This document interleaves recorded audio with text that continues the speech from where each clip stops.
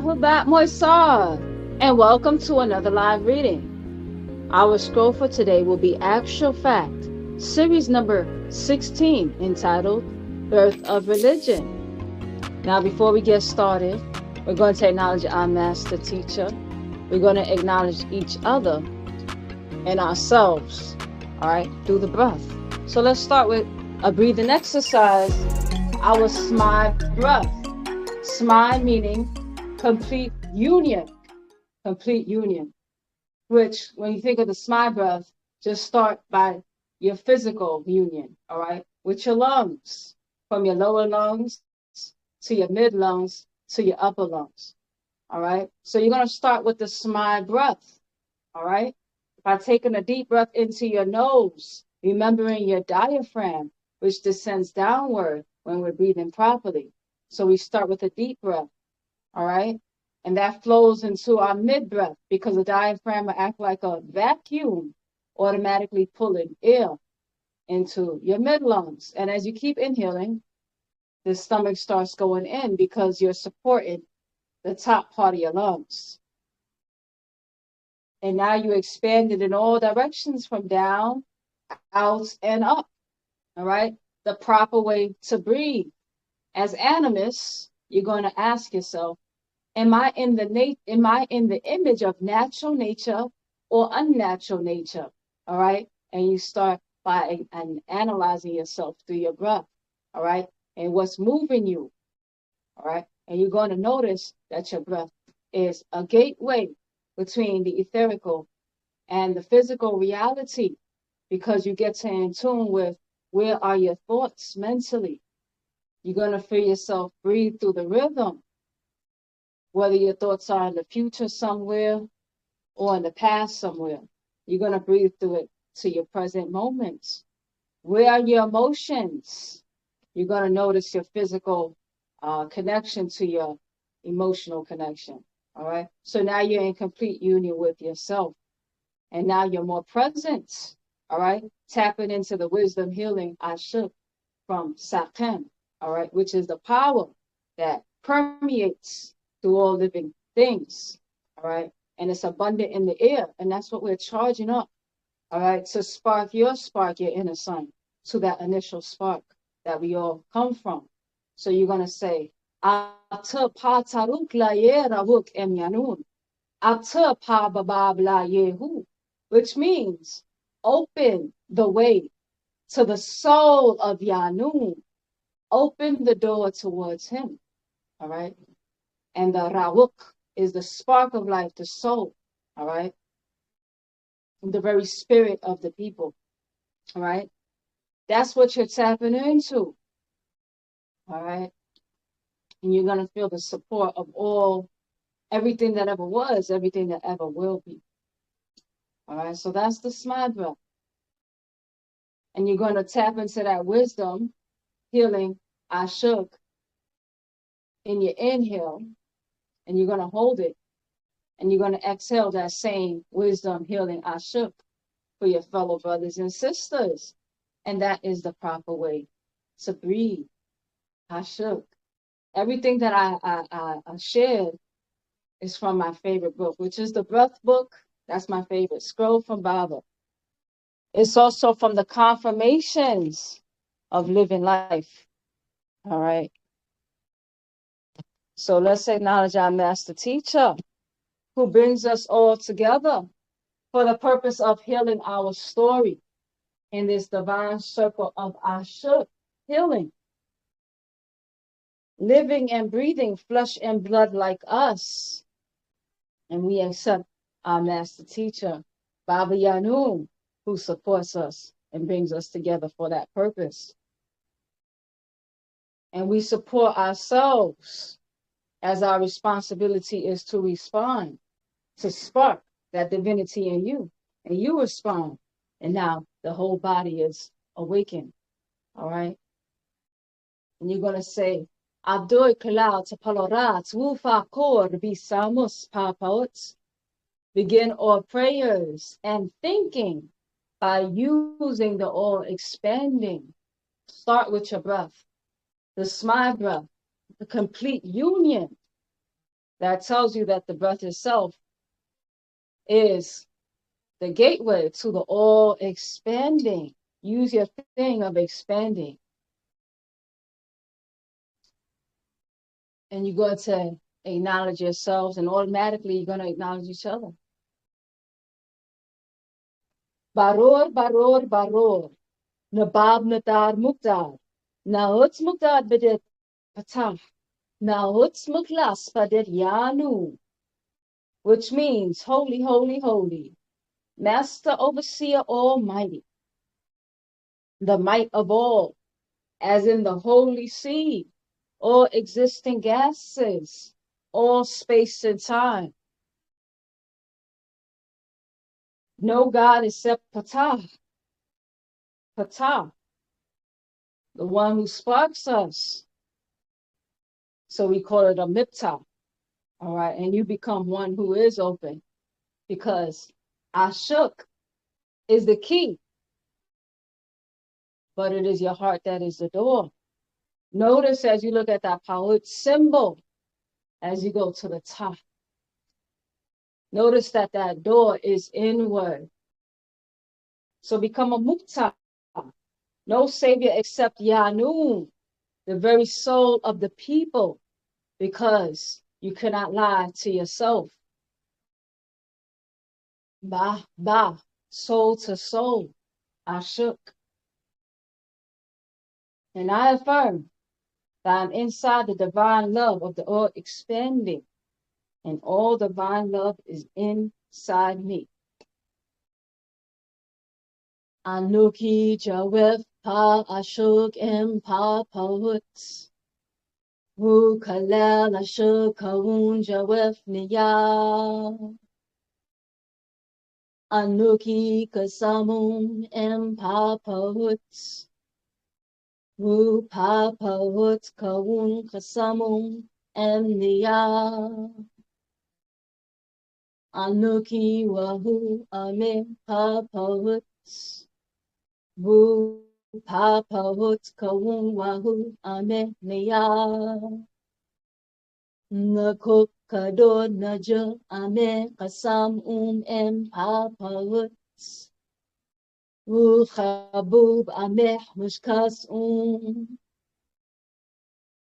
Nakuk Kado Kawan Kala Pafet Nakuk Ayo Jawat Pa Pahut. Ame wase ame ayani kowun lake bako jawab papahut. Anuki abed bi ye nafashni. Papahut kawun anuki. Papahut kador nakuk kador. Papahut amol. Nakuk amol. Tawakum nadaru. Wumumtaru. For not forgetting us, the very forces of natural nature. From you all who birthed our ancestors and our families and fashioned the soul. Tawakum for remembering us. And as we return back to ourselves, we accept what is ours. And we are accepting of our scroll, our information itself that was sent down as a guidance and a healing. All right, to liberate the hearts, souls, minds, and bodies of the people, as it is time for us to reclaim our story. And we acknowledge that this book is the truth and the way. Paa Taraq. Hanen misfa kawun. Paa Taraq. Ze kawuna nazula lahe amtkun. Mane maspatwu masa'a. Ama hadea mumuda ma'u. Mane muslafuku. Unataru. Arjulaye nafashukun. Afukshane kaunku. Asawabu Paa Taraq, Hadeamu Padama. Nahun Tawuantkum, Lahepanendamal Wushafe. Nahun Tawuantkum, Lahitem Nasoinu. Nahun Tawuantkum, Lahe Ashakuma. Antkum ater muslafunu, nahun ater mukrarukum, nahun salub nasakuma, nahun salub nasakuma, ansanun kahena taru, ansanun muslafunu. Nahun ater muspatu, anun atum, amun. We are Sabians. Tawakum nataru, wumuntaru, tawatak babiyanum. In the personage of His Excellency, Nadar, Babi Yanun, in flesh and blood like us, breathing and living like us. Tawakum, to our master teacher, for bringing us together. And Tawakum, Moisar, as we are doing our very best to transform into the very best versions of ourselves in our one collective body. And Tawakum to our Muslafu, for supporting us thus far. And this is our scroll, actual fact number 16, the birth of religion. All right. And then you see this says Wu Nuwapu. And then around you have Hu, Sia, and Hika. All right. Our sacred trio. All right. Our trio. All right. Or a trinity. All right. The 3 in 1. As you have the creative force, perceptive thinking, and the magic, all right, to see it through, all right. We have space, matter, time, all right, because you can't have one without the other. A little bit about our master teacher, the author of our scroll that we will be reading today. And it says, Paa Taraq Shil Datat, the scroll of eyes. All right. And then there's been there's different updates that we've had. So eyes is also a yantui for 2 eyes. All right. And Pa Munzal Nathar Amanubre Ak Patah Zati Shel Pa Halutu, known to us as His Excellency Malachi Z. York Okran. All right. Born Tuesday, June 26, 1945 AD, in Takoradi, Ghana, West Africa. All right. Kobina means born on Tuesday. And notice one of Baba's many hats as transmitter, to transmit as in to deliver a message, much like your neurotransmitters. All right. To spark you. Notice our solar panels all coming together. All right, that's why we call it the scroll of eyes. And that's why we call this a mipta. All right, as our 9-mind reasoning expands. All right, so feel free to participate. Normally, we usually skip over the 9 reasons to be a Nwabian. But today, for this scroll, I think it's important that we read it. So that's the introduction to many of the actual facts, which is a scroll in itself.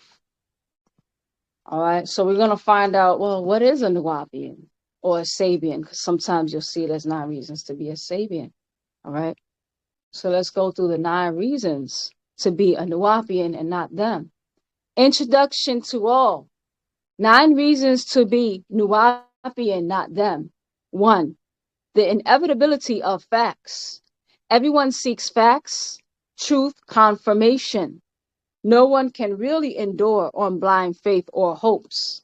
The stress and cares of life without facts about something, like not knowing the exact phone number of an important call or the address of a place you must be at a certain time.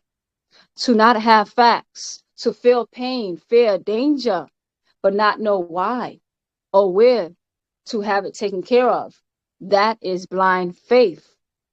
Not a life of death that cannot ultimately be proven. Atheists cannot prove there is no God or gods, just as religious people cannot prove that their God or gods exist by faith and belief only. And so they create other titles, such as pantheist or pragmatist. Facts are unavoidable. Even if we only choose to have facts in our own existence, what is to be decided is, what evidence do we think is pertinent? How are we going to interpret the evidence? And who finds it? And will they really accept the facts over their blind faith? Ask yourself, who is your mother? She comes to mind because you know who she is. Now, who is your creator? God, Lord, Allah, Rab, Jah, Yahweh. You don't get an exact. One is a fact, and the other is fiction until confirmed. All right. So point number 1. Wunawab is about facts, confirmation, sound right reasoning. All right. Animism. All right. We are animists. What is an animist? An animist goes behind how something came about. All right. So we look at the energy that's permeating and that moves what has appeared. So for example, you have this physical cup. All right. And blind faith, you'll just drink from the cup. All right. As an animist, you go behind the luster of lust. And how was that put together? All right. So everyone seeks facts, truth, and confirmation. All right. Until you confirm such a thing, that is a fiction until you confirm it. All right. And that's why it's very important for us to embody. All right. And that's why we welcome questions. All right. So don't pretend to know what you don't know, because that's considered faith. All right. 2, the use and misuse of sciences. There are no limitations in finding facts when you compare religion to the scientific method of prove it. The process defined by that which is measurable and repeatable. It speaks to issues and their ultimate origin, as well as people, places, and things, such as where did they come from? How long ago? How did they come about? Genetics, not control of others' moralities or lives for such answers. Science depends on what was recorded and found, read and confirmed to be the way people really lived. Facts, not fiction. Whereas religious beliefs can't be found or confirmed, just what men wrote down and claimed as coming from an unproven spirit God. They make claims of their God.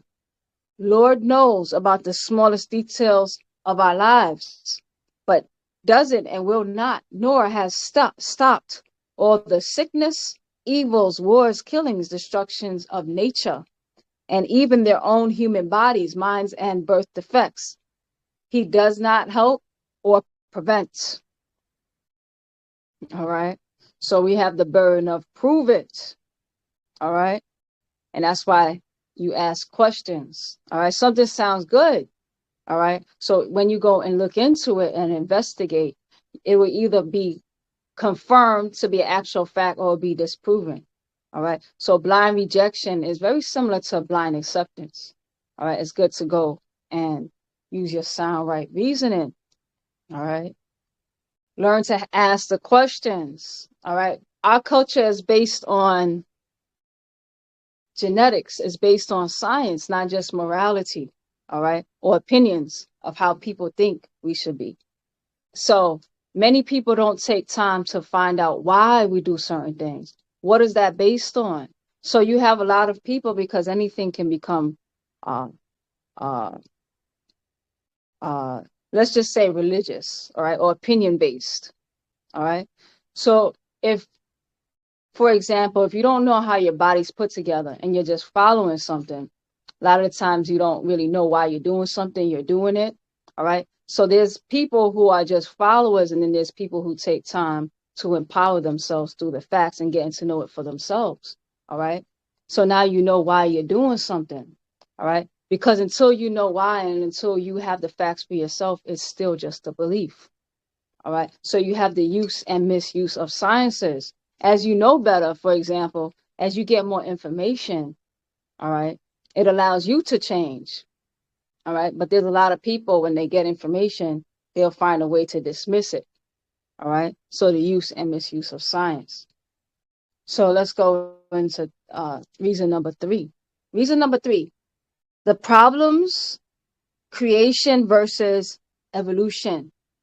The first fact is you yourself, your parents, their parents, and so on. You reading this confirms existence. Now step back. Is where did you come from, your parents, and who came from theirs? Now that is how it is done with plants, animals, humans, and the universe. Nothing new. Even if a test tube is used, it still has the same root seed for reproduction. Where did it start? Why must it have one? Only to support your belief in a spook God, one point in time saying be, and let there be this person. What most overlook is, even then, in their religious books, they say this God used dust or mud or clay of the ground, which already has some form of life in it, be it dry sand or moist soil.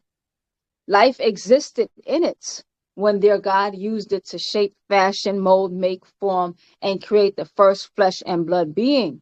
So the seed of life was there, or with that God who they claim is life. And if you live for more than a moment, you live or are living, and that's time. So when did you start living to be alive? They even give their God a gender. He and a male child, a son, and even a male ghost or spirit called angels. A gender means sex. A male gender means a seed or XY chromosomes and sperm, DNA, RNA. This is all they claim. This is the problem with the instant creation from nothing. It can't be confirmed, nor does their own holy books make the claim. As for reproduction, this is proven. As for evolving or evolution, this is proven. This is proven. Now, how many have proclaimed? But how is it? Hasmuni. Not how many Hasmuni. Not how many have proclaimed, but how it is. You evolved from your parents, who evolved from their parents. And each time there is change, evolution. This evolutionary explanation of life by birth does not make God or gods unnecessary. Anyone can see life develops gradually, changing from person to person, and over a great period of time, much change. Of course, there is intelligence involved by one designer who alone from nothing provided that one ingredient for life and set into motion by saying it to by saying to it, exist. Think of who was talking and why speak at all, if there were no other beings to listen. Otherwiser living beings birthed, created, grew, made and fashioned our form of life. Just as if a pure African moves to Europe, it's known that his genes are older, stronger, and that is a confirmed fact. And that is a confirmed fact.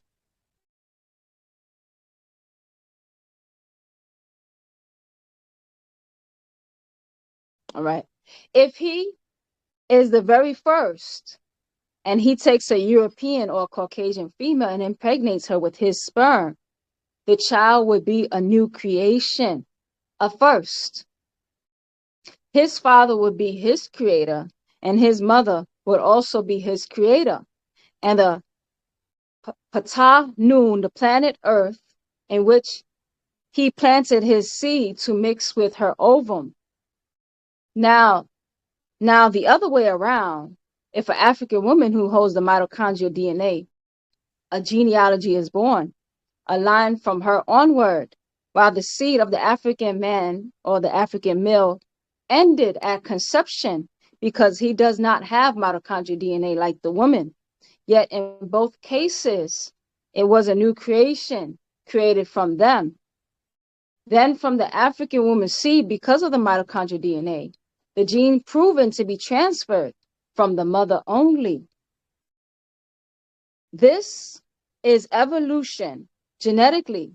If beings came to us from other worlds with stronger genes,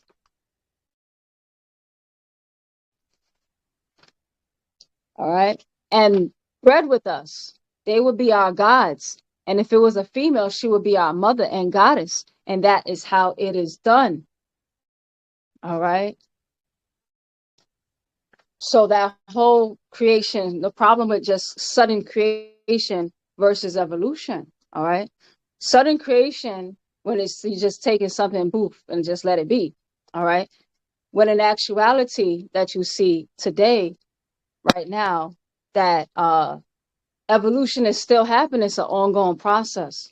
All right. And that's why you can look at what's going on now and you're able to capture everything that ever was because it's the same pattern, all right, of growth. That's how you can predate, you can carbon date things. That's how you can, by using the very pattern. So if there's a pattern, it lets you know that there is a precedence before it, all right? And even if you were to take if you were to interrupt that precedence and you were to take a little bit of this over here and you take a little bit of that and you graft, all right, you're still using the ingredients that already has life in it, all right? So like their God who took soil and said, I'm going to make man from soil. Now that we have more technology, you can look at soil and see there's plenty of life right in soil and dirt, all right? So it's not really a creation from nothingness, all right?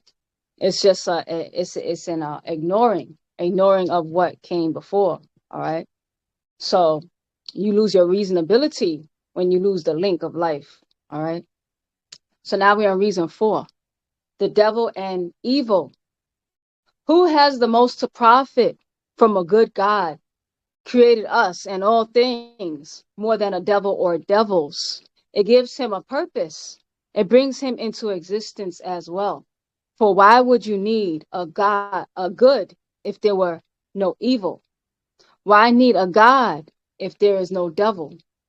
So, who do you think created religion and its religious laws of do's and don'ts, or do and do not do's, don't do's? All right, not the creation, and certainly not the creators, or the one who has the most to gain by weaker beings violating these do and do not laws.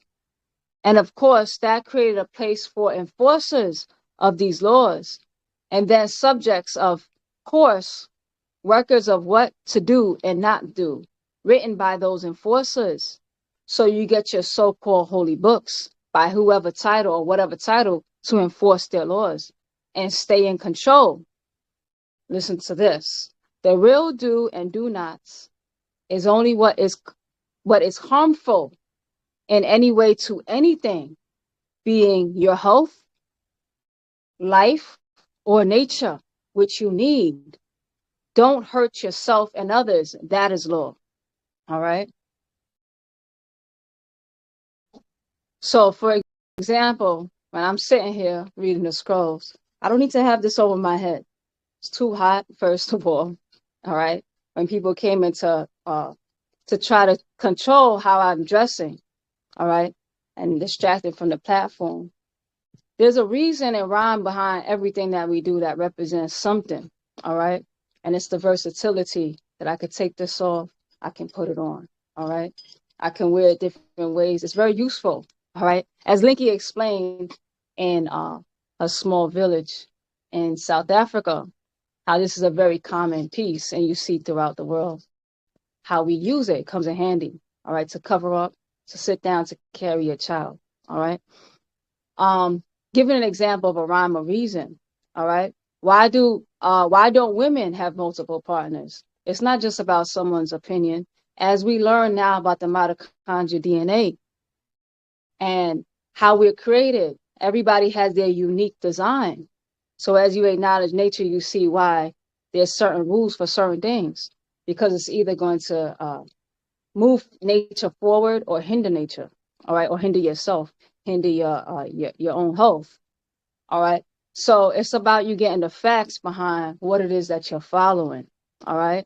If not, you're just following people's opinions, and it's about control, all right. And that's how the religions came about, of one group controlling another or staying in power, all right.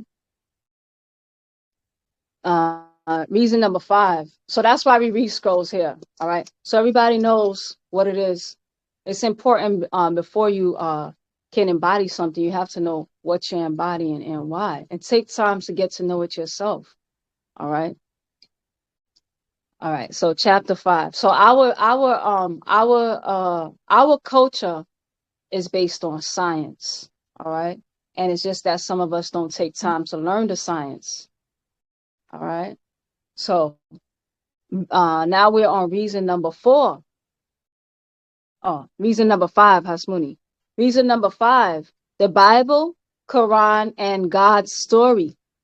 On first reading the opening words of the Old Testament in Hebrew as Tanakh, Torah, or English, which birthed the New Testament and many other agnostic texts of Nag Hammadi, scrolls found in Egypt in 1945 AD, and the Qumran scrolls called Dead Sea Scrolls, found outside of Jerusalem in 1947 AD, which birthed the Quran of the Muslims' Islamic religion in 610 to 632 AD in Arabia.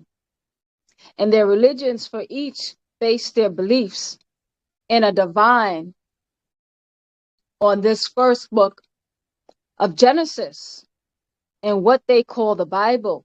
The first chapters seem to assume the existence of an Elohim or Yahweh or God, a Dios or Allah or Rab. And Genesis, however, was really written long after what the first verse claims at the point of time in history. They claim a Hebrew man of the Levite tribe of Israel wrote it, which has not been proven to date. However, the very words in the beginning, God, is not saying in the beginning, I, as the first and only God. It's about a God, not by God. All right, or not by this God. Just as the first verse of St. John in the New Testament stating, in the beginning was the Word, and the Word was with God. It does not say, I am the God, the first and only God, and the Word was with me. Again, it's not by a God. The Quran reads, in the name of your Rab who created. It doesn't say or read in the name of me, Allah, who created. It is about Allah, but not by Allah. It was written by mortal men, human beings, about God, not by a God, about human beings. Just as many children world over now believing Santa Claus was a real person, and they call him Kris Kringle. Notes Chris as in Christ, and Saint Nick as in saint, holy. They have how he dresses. They have how he dresses, how he looks, how he has helpers, and his words as in ho, ho, ho. How he flies through the skies with flying reindeer, and how he gives gifts and make people happy. How he lives way up north at the North Pole. People spend their hard-earned money on gifts. Now, it is not all of this.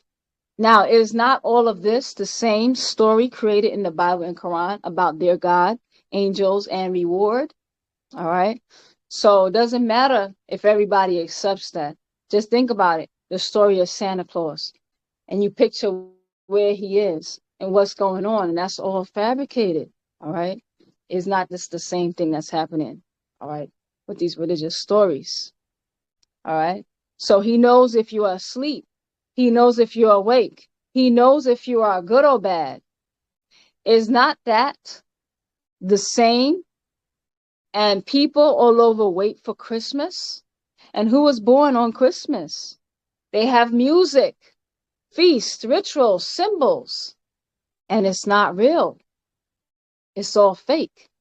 He really doesn't and never existed. A make-believe. This is the very same thing with the Bible stories of a God.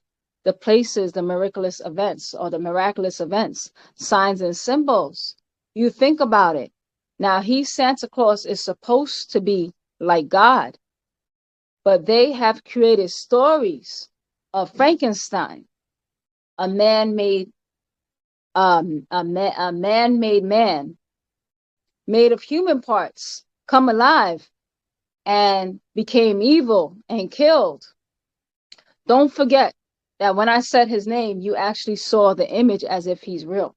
All right. So I said Santa Claus, you actually saw an image, Santa Claus. I said Frankenstein, you see an image. All right. Even though that it's fake. All right.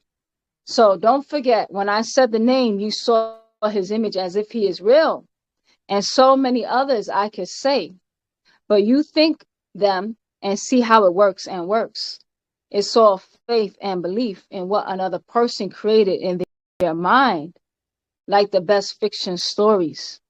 There is no proof of the stories religious people devote their lives to, none. Yet, they found places mentioned in the Bible. But you can find the North Pole, Transylvania, both are on maps. All right. So Bible says how they tell lies based on actual things. All right. So actual places. All right. So you can find the North Pole. Finding the North Pole is not evidence that there's actual Santa. All right. The same way that they took a Frankenstein of events that happened. All right. And they plugged their religious beliefs into them. All right. So that does not mean Santa Claus and Frankenstein are real or were real. And it does not matter how many people claim they believe in Bigfoot or the Loch Ness Monster until they uncover the facts, proof they do not exist. Yet in Egypt, facts such as records, bones, tombs, dates, times, places, and real people confirmed. All right. You can find our bones. All right. So the truth is not just in a book. Oh, yeah, but how do I know this is real? I'll find it in that book. No, you can find our confirmations actually in nature. All right. They have not done that with the monotheistic religions of Mosesism, Jesusism, or Mohammedism, which all three should be called Abrahamism. For each claim him in their Quran in chapter 16, verses 123, as their founder, and he has not been proven to have ever existed. no facts, confirmation, findings. None, not one of him. None of them have proven their creation story, their angel story, their God story, their life after death story, their heaven story. But their hell story is true. We have it right here on earth with all the pain and suffering around us. Fiction has become real to those that need anything to believe in, but facts will always come out of lies or fabrication. Religion, all right?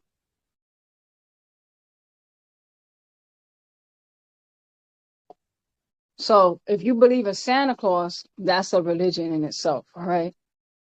And you can still pull facts out of it because you can find a North Pole, all right? But it doesn't mean that that's not a pertinent fact that actually proves that creature or that person exists. All right. So for us, we take time to know. All right. That's why Bible says a lot. Don't believe me, check it out. But so many people are used to being preached to. Bible said he's a teacher, not a preacher. And many of us don't take time to learn. So we stay within the spell, no matter if we've been around 40 years and we read all these books. We don't take time to embody it and see. All right. Many things you may know, but there's a lot of things that Bible said that I never heard before. So I took Baba's advice and I didn't believe him, which it was a belief at first because it sounds good. And I trust Baba, so I'm going to believe him. But I take the time to go a step further. And sometimes time has been the confirmation. I said, okay, that's what Baba's talking about. Okay, now that's the confirmation. Now I could actually say, I know that. All right. Or it might have been an experience. Or it might have just been going out and seeing in life, looking at nature, getting to know yourself. All right. That's why Baba says study anatomy. All right. Because a lot of times you don't have to engage with everything. If you could find a pattern in here, for example, your hand, you'll be able to access a larger pattern. All right. So that's how we're able to calculate where something else is that we don't actually see because we go by the pattern and the natural unfolding. All right. A lot of us don't even take time to get to know that. All right. 6, the name of a religion or God doesn't make it real. People who claim names today, like Jews, Christian, Muslim, Judaism, Christianity, and Islam, and their many subdivisions, sects, and denominations.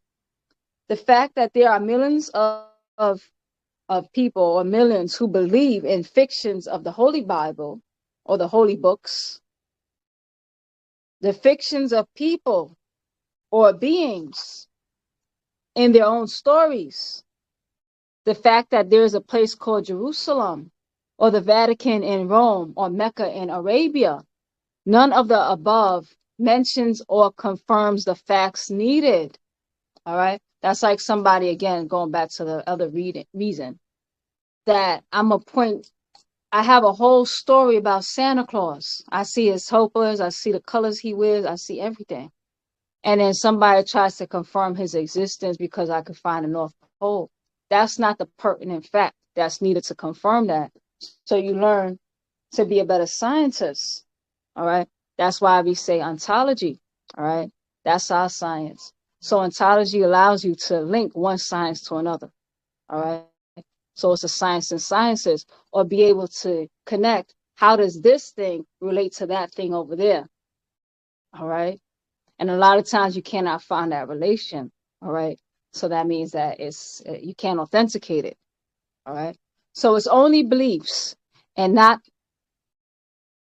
So it is only beliefs and are not arguments of their God's existence. All right. So there's children that they could like cry and everything, and they really believe in Santa Claus, and they feel like, well, Santa Claus has helped me improve my life because I knew Santa Claus was watching, so I did good things. But that's your belief. All right. Anybody can believe in anything. All right. And that's considered a belief. And that's what people are arguing. All right. Religion, Bobby, also interchangeably uses the word opinion. So you're sitting there and arguing opinions rather than just gathering the facts. All right. So a God each claims is partial to their rituals and them as the chosen ones, and that their God would not protect other children of the world unless they all convert to their race's religious beliefs. That is, that he is responsible for all beings born amongst the Hindus, Indian subrace, or the Buddhist Asian subrace, or the Yorubas African race. Is not he the giver of all life to all people, regardless of race, according to their religious beliefs? All right. So why would you have to convert to another race's religious beliefs to be under that protection? All right. Is not this God creator of all humanity? All right. All people who are living, doing their own thing, but they're not protected because they're not Christian, or they're not Muslim. All right. Are we to believe that when each time these so-called Hebrew race of Jews or Israelites or subrace of Caucasian people could not live safe, find food, where he sent them to the land of Canaan, or fear of death, their God, Yahweh Allah, Elohim, sent them to Africa, to the Africans, all right, by their own records. They would go to the Africans, all right. When they didn't have food, they would always be going to the Africans. Egypt is in Africa and was ruled originally by Africans, who many Caucasians have been taught are cursed to be black, nappy hair, big lips, large genitals, and big butts. All right. That was actually what they used to teach. All right. When in actuality, science now is confirming that all of those things are actually a benefit. All right. All this they claim while their God sends them to safety amongst Africans repeatedly, not once, not twice, but many times. All right.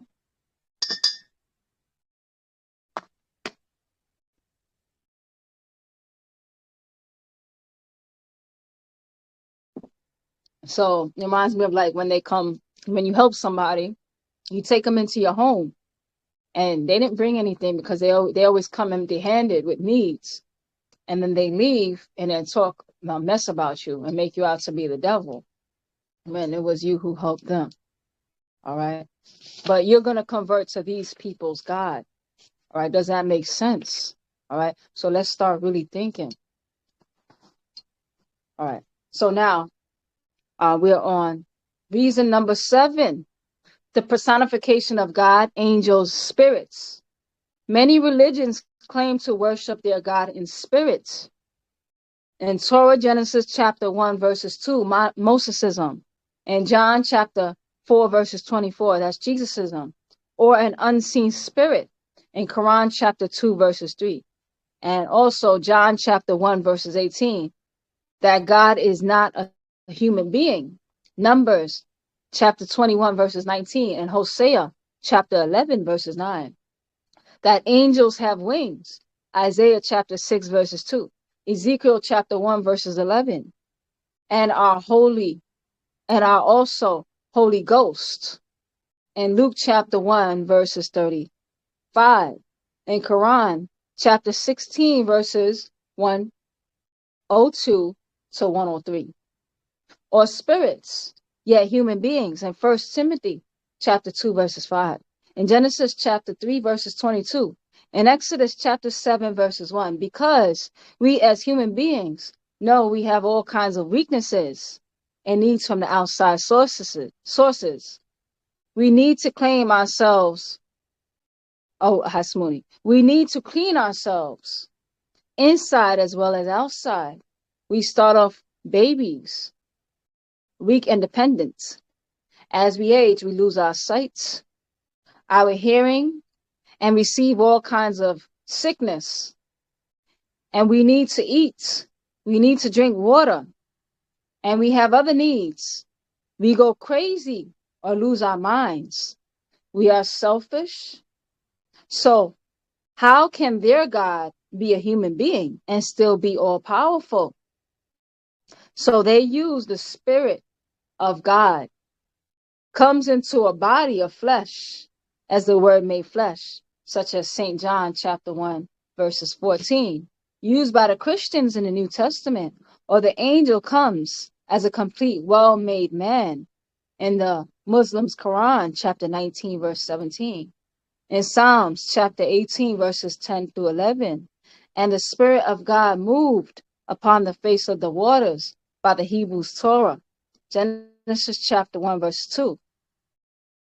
But in each, a spirit being came down to earth. Also, in the Torah, God or the Lord became Tanum, planet Earth, and two angels to Abraham and ate food, flesh, in fact. In Genesis chapter 18, they ate meats of animals with this, and so many others in human form. They used doves in Mark chapter 1, verse 10, such as the ass, calves, mules, strange flying animals to take them to heaven, as in the Quran, chapter 17, verses 1, or unicorns in Job, chapter 39, verses 10, dragons in Revelations chapter 13, talking snakes in Genesis, Egyptians, Genesis, yeah.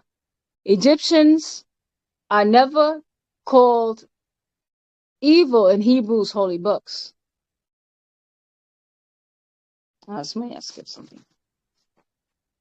Let's go back. Okay, talking snakes in Genesis chapter 3, verses 1. Fishmen, all right, in 1 Samuel's chapter 5, verses 27. Goatmen in Leviticus chapter 17, verse 7. So we see they believe that angels come in human form. In the Quran chapter 17, verses 85. In Daniel chapter 8, verses 15 through 16. In Revelations chapter 22, verses 8 through 9. In spirit, in spiritual birds, human fish, giants. In Genesis chapter 6, verses 4. You can read this in their holy scriptures and books they use to explain their religions. Yet, they will look at Egypt and say, we are pagans, because they claim we Egyptians of old worship animals. Yet Moses and his people worshipped a brass serpent snake. In Numbers chapter 21, verses 8 through 9, and John chapter 3, verses 14. Thus their own God trusted Egypt as a place of safety to live and stay for 430 years. In Genesis chapter 46, verses 3. In Exodus chapter 12, verses 40 through 41. And also sent to the Christians' own God in flesh, Jesus, as in Matthew chapter 2, verses 13 through 15, to Egypt to be safe. This also can be found in their holy books in Exodus chapter 12, verses 40 through 41. Think their God Allah, Yahweh, Elohim, Rab, made a promise with their father Abraham, or Ibrahim, to give him a land flowing with milk and honey. In Exodus chapter 3, verses 8. Exodus chapter 3, verses 17. Exodus chapter 33, verse 3. And Leviticus chapter 20, verses 24. In Genesis chapter 12, verses 1 and verses 7. In Genesis chapter 12, verses 10. And Quran on Jesus or Isa return in Quran chapter 43, verses 61. All right, so we have all these personifications of God, angels, spirits, to look over them, protect them, a safe space. Now note, this is their all-knowing God, but he did not know the land of Canaan would have famine. In Genesis chapter 42, verses 3 through 5, dry up and force the Israelites to have to move or die. He could not see that far when he made the promise to Abraham in Genesis chapter 17, verses 8. Then of all the planet Earth, why Why are they, or does he feel they are safe in pagan Egypt? All right. So of all the places to be, why are they safe in Egypt? Why are they safe in Africa amongst the Africans, only to be villainized later? All right. Why is Egypt even in their books at all? If we were such backwards, confused pagans, he passed through Egypt. He passed through Europe. He passed through Europe to go to Egypt. All right. So look at the map of his route. All right. So, this is supposed to be Abraham's journey, or what they claim is his journey. Egypt is all the way over here. This is where he started, all the way over there. He has to go through all this territory, all the way around and down, just to get to Africa. There's no place safe here for him. All right. Why they keep repeatedly going to Africa? All right, in their stories.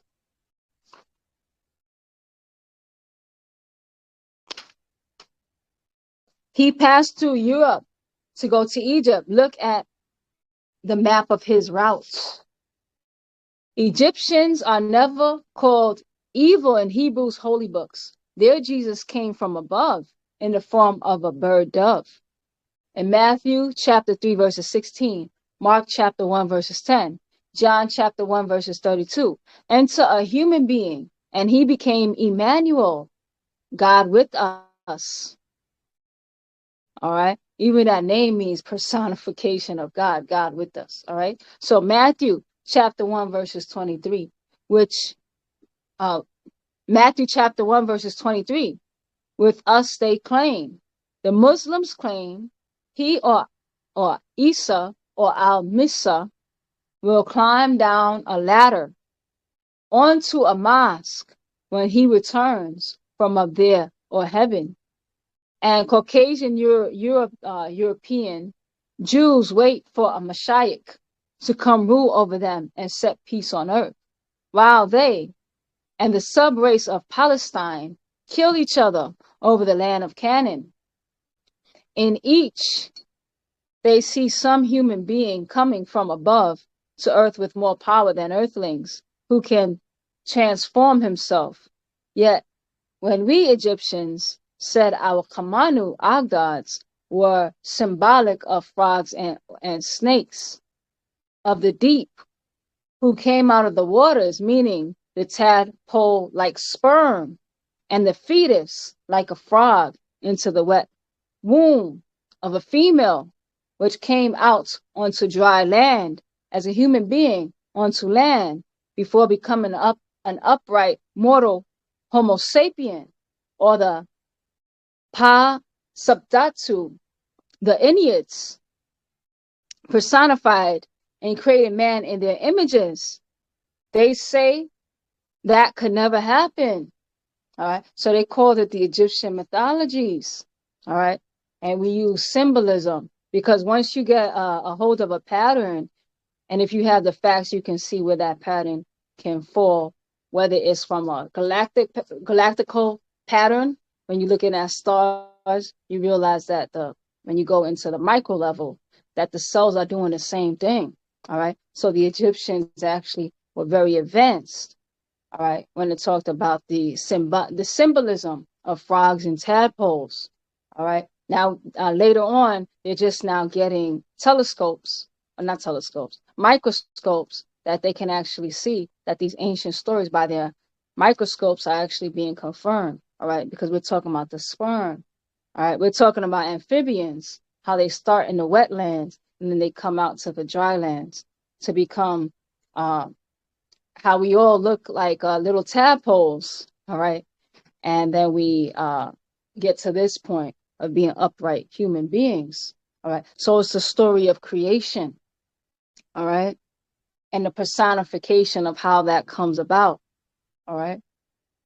So, well, the fact is, they really believe the very same thing that we Egyptians knew. But the fact remains and has been proven that the Egyptians never needed them. They needed the Egyptians. All right. So listen to that sentence. Bible said that they believed the very things we knew. We didn't have to believe because we knew. Now, The fact of the matter is a lot of these patterns that they take, they lost connection to the facts. So now it just becomes a belief. All right. So that's why we take time to get to know something. All right. So don't mistake what Baba knows for what you know. Don't mistake for what your brother knows for what you know. You take time to make that relationship to the facts yourself. All right. So now when you've taken that fact, now you know for a fact that it's real. All right. You've confirmed it. All right. So they believed what we knew. All right. The Egyptian Nataru, gods of nature. Nataru is gods of nature. All right. We didn't really have a word for God. So that's the best translation equivalent. We could say Nataru is gods of nature.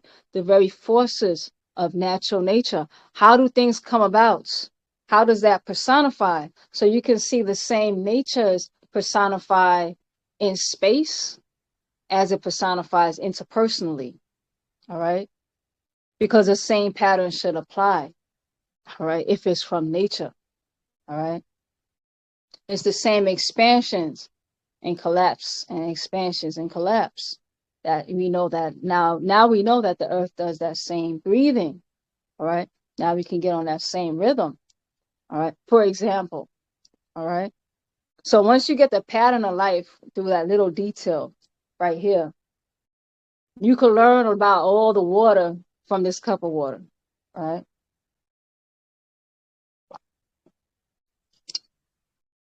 So the Egyptian Adaru, gods of nature, never sent Egyptians in need to them. It is the other way around. All right. So think about their stories, how they say that the Egyptians enslaved them. Did the Egyptians go out looking for slaves? Or in their books do they say that they were in need and their God sent them there? And the Egyptians actually treated them very nice, according to their story. Joseph, he was he was so insightful. He was able to help the king, as they called him, or the pharaoh, who ruled all of Egypt. And anybody who studies Egypt know that there was never a time that one pharaoh ruled all of Egypt. All right, but let's just go by that story. And Joseph was so hopeful that he said, bring all your family. You guys can all eat. You know what? You're going to take the best place, all right, in our kingdom. So we leave the best place for you. So it started with them being very accommodating, all right? And then, according to their own story, the Egyptians started to feel threatened because they felt that these Hebrew guests were taking over, all right? So then they started to put them into slavery. When in fact, the Hebrews came with nothing and they left with everything. Because every time the Egyptians say go away, they would give them here's a little provision for you. Go find your way. All right. So they always come empty handed and leave with stuff. So what would the Egyptians need from them? All right. What need did the Egyptians have? All right. Yet we still have a hatred to our Egyptian ancestors or our African ancestors. All right. So just go back and critically read the stories again. All right. You become the bad guy in someone's story, even when you are their savior. So, all right. So we as Africans, we were never sent. It was always the other way around. And who was the first on planet Earth? The Egyptians, who are Africans, in Africa first. These are proven facts whose records have been found. The Egyptians. And in persons who look like you, Negroids, your Egyptian ancestors, your own holy bloodline DNA. And where is Egypt? Egypt is in Africa. And what does that make true Egyptians? Africans. And who are the original Egyptians? Negroids, dark-skinned, woolly-haired people, the first. Look at the walls of Egypt the same way you look at your grandparents' pictures. It is the same. All right. So now you even see them coming into our lands in their own holy books, and they're also looking in history. And then they claim that they were there all the time, but they came. There was people already there. All right. So the original is going to be dark, like Africans. All right. And so they start intermingling with other DNA. All right. So when you look at pictures of your ancestors, it's not spookism. All right. You're looking at pictures of your actual ancestors. All right. Which is a form of acknowledging yourself. All right. That's part of your story. So now this is the 8th reason. The evidence of greatness and miracles. All you have to do is look at Africa and Africans, the great empires we built. Look at Timbuktu in Mali. Look in Egypt, Sudan, and South Africa. Look at our records, our arts. The first to write a script, the first doctors in their holy books. All right. Even Moses, that's their first holy book, but where is he studying? All right. That's even a little hint that the first books, all right, is still being pulled on. All right. They claim one of their prophets cast his rod to the ground, and his Lord God turned the wooden stick into a living snake. So the wooden stick became a living snake, all right, according to that story in Exodus chapter 7, verses 9 through 10. Now the ruler of Egypt, a man named Perea, Satuk Pawahun, or Wahan, that's Seti, that's Pharaoh Seti the first, called his Hanutu priests, and they could do the same thing that the Israelite, Hebrew, Muslims, Yahweh, Allah, God, or Adonai Rab, Lord, did for their prophet.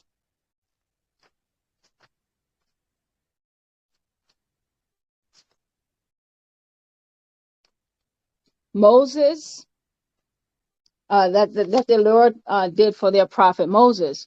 Moshe, Musa, he did not do the miracles. His God, Yahweh, Theos, Allah did it for him. All right. So think about that. So Moses, God is doing something on behalf of him that the Egyptians are doing for themselves. All right. So Ray did not do it for the Egyptian priests. They did it for themselves from their own earthly knowledge. So in fact, who is the Hebrews' gods? In actuality, it would be the Egyptians. All right. So they're believing, they're at the mercy of belief. So they're believing in the very things that the Egyptians know. All right. So they have the power to tap into do it for themselves. A lot of us, I feel, we run from that responsibility. All right. Because we're comfortable with belief and we're always looking for some new thing to believe in. All right. When in actuality, Baba came bringing us the actual facts so that we can apply the helping hand at the end of your own arm. All right. How can you apply the facts if you don't take time to know it? All right. So right in their books in Isaiah chapter 19, verses 25, in Hosea chapter 12, verses 9, in Hosea chapter 13, verses 4, the Hebrew does not say who brought you out of Egypt. It says their very God, Lord, is from Egypt himself. Because what is the name of Amun-Re or Amun or Amen? The Amen. In Revelation chapter 3, verses 14, they still use his name at the end of their prayer today as an Amen. So we Egyptians already knew how it was done, making us equals as mere mortal men in powers to their spirit God, Lord. So who in fact is greatness and who is performing miracles as human beings? That's the Egyptians, the Africans, and the Negroids. All right. So everything that they say that their gods do, in actuality, we've done it. All right. We do that. All right. So now we're personifying the facts. All right.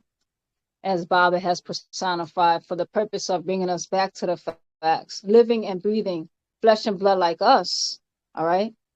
Not some spook. All right. As a living example of what you're being called to become once again. All right. So 9, the God doesn't know and lies. This is the 9th reason. In their holy books, their God asks questions like, where art thou? In Genesis chapter 3, verse 9, as Adam hides from him as he walks on earth in the garden. All right. Remember that God is walking in the cool of the day. All right. Sometime afternoon, he's walking and he's looking and he doesn't see Adam. He doesn't see Adam and Eve. So he's like, where are you guys? All right. As he's walking. All right. Because remember the story, God is walking in the cool of the day. All right. So there you go. He's asking as he walks the earth in the garden. And who told thee that thou was naked? In Genesis chapter 3, verses 11. And so many other times, this God did not know all things. All right. Had to get more clarity on something. All right. Because if God knew all the answers, he wouldn't have to have asked the question. He can just go right into his retribution or whatever he's trying to do. All right. He still had to get the facts for himself. That means he didn't know the facts. All right. So, and he told Adam a lie. He set forth in the day that thou eatest thereof, thou shalt surely die. In Genesis chapter 3, verses 6, Adam and Eve both ate of it, but they did not die that day. That was a lie. Then does this God have fears? Yes. He said, behold, man is become as one of us to know good and evil. Now lest he put forth his hand and take also of the tree of life and eat and live forever. In Genesis chapter 3, verses 22. So yes, he feared this man or Adam who had become a god like him, Elohim. And just as Moses did in Exodus chapter 7, verses 1. And the Lord said unto Moses, see, I have made thee a god to Pharaoh, and Aaron thy brother shall be thy prophet. All right. So just take that in, all right, of what's happening. All right. So we have a lot of cognitive dissonance, all right, with the facts right in front of our face. We have a hard time seeing it. All right. So God is walking, asking questions, yet we still call that God all knowing. All right. And that this God had fears. All right. Because you see, another time he had fears, he said, oh, what's going down? Let's go down and see what they're doing. And it's like, oh, they were building a tower. Let's go down and destroy the tower so they could be scattered. All right. So he was really afraid of these people becoming his equal. He always kept them down, or that group always kept them down a few notches. All right. So it's time to tap back into your own divinity again. So those are the 9 reasons, all right, to be a Nwabian and not them. If anybody like to say anything about our introduction before we get into our scroll? Rahubat. Rahubat, Nakuk Anud Taswal okay. Now, Cook, you have no questions, you said. No, I said I have a question. Oh, you have a question. Okay. All right. Sure. And My Tower question hat for the is language. Mm-hmm. in Tat my question is, what scroll are we reading today? I was trying to figure out which one that was. Oh, okay. We're reading The Birth of Religion, and we just read the introduction. Sometimes we skip over it, but that's a very Yeah. important introduction for the scroll. So we Yeah, read that's 9 reasons to be a Nwabian and not them. All right. wrong way. Tower Tat. All right. So let's get right into our reading, Moisar. Ha Safun Mahayatat Shil Pa Nadar Amanub Reakta Pa Hanut Zeti, which translates to the sacred papyrus of Amanubi Reakta Zeti. B Ba Ren Shilre Amun Hu Atum Hu Amun, by the name of Re, Atum and Atun and Amun. Pa Safor Shil Ujetu, the scroll of eyes. All right. So, birth of religion. 1.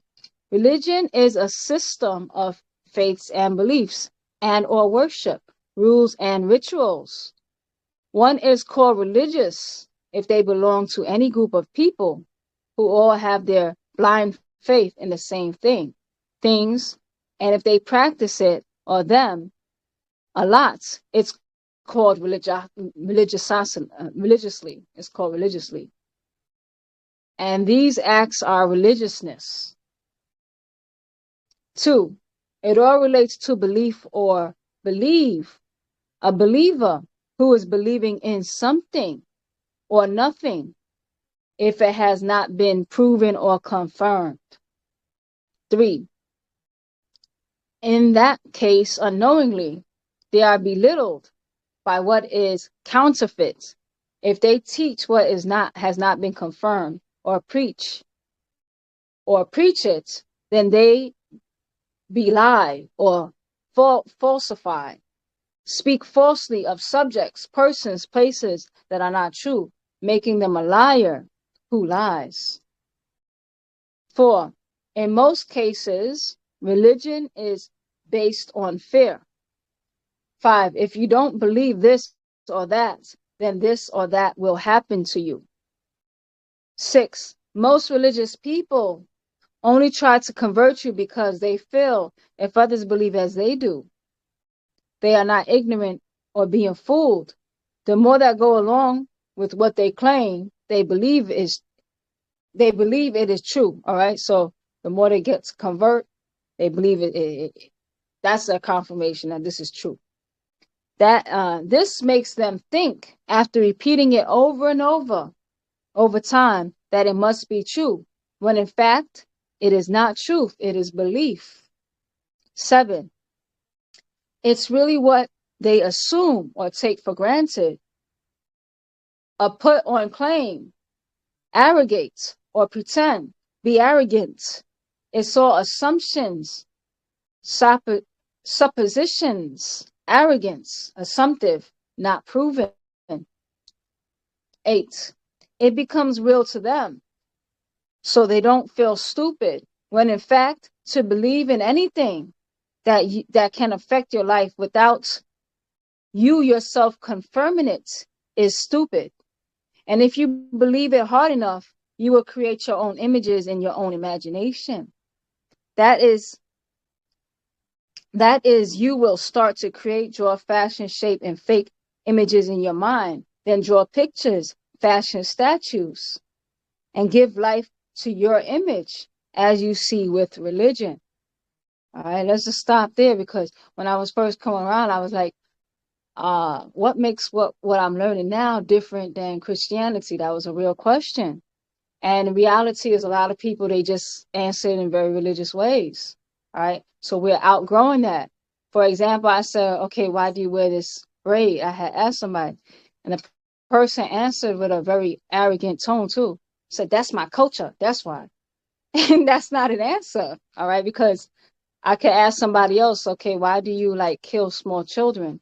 And the person said, because that's my culture, you know. So what makes us different is that we have something called confirmations. And there's a lot of things that we may not know, all right? And that's why you take time to know. You take time to investigate. Baba is not a preacher. He's a teacher. And it's up to you to actively learn. There's a lot of things that started off as a belief for me. It sounded good. All right. And then I got the confirmation. It became a fact. And that's when the fact empowered me. That's when the genetic explosion went off. All right. I read the breath book years ago, and it was just words on paper. There were certain things that just reading that, I was like, oh, that ordered something I already knew, and it caused that explosion. But there were certain things that you had to actually embody, and then you'll see it. And now you have more facts. That's just one example. All right. So it's stupid to base your life on something that you're not taking time to know. All right. And that's the beauty of Baba, that he stood the test to ask me questions. And then one thing he said, you guys don't ask the right questions. All right. So 9. Okay. 9.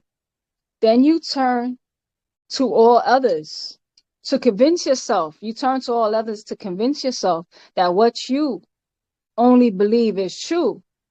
is true, and all others who don't believe as you must be stupid or ignorant, when in fact you need others to accept and believe what is not confirmed in order to not feel stupid.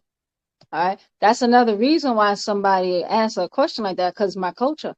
All right, a lot of people don't like being questioned.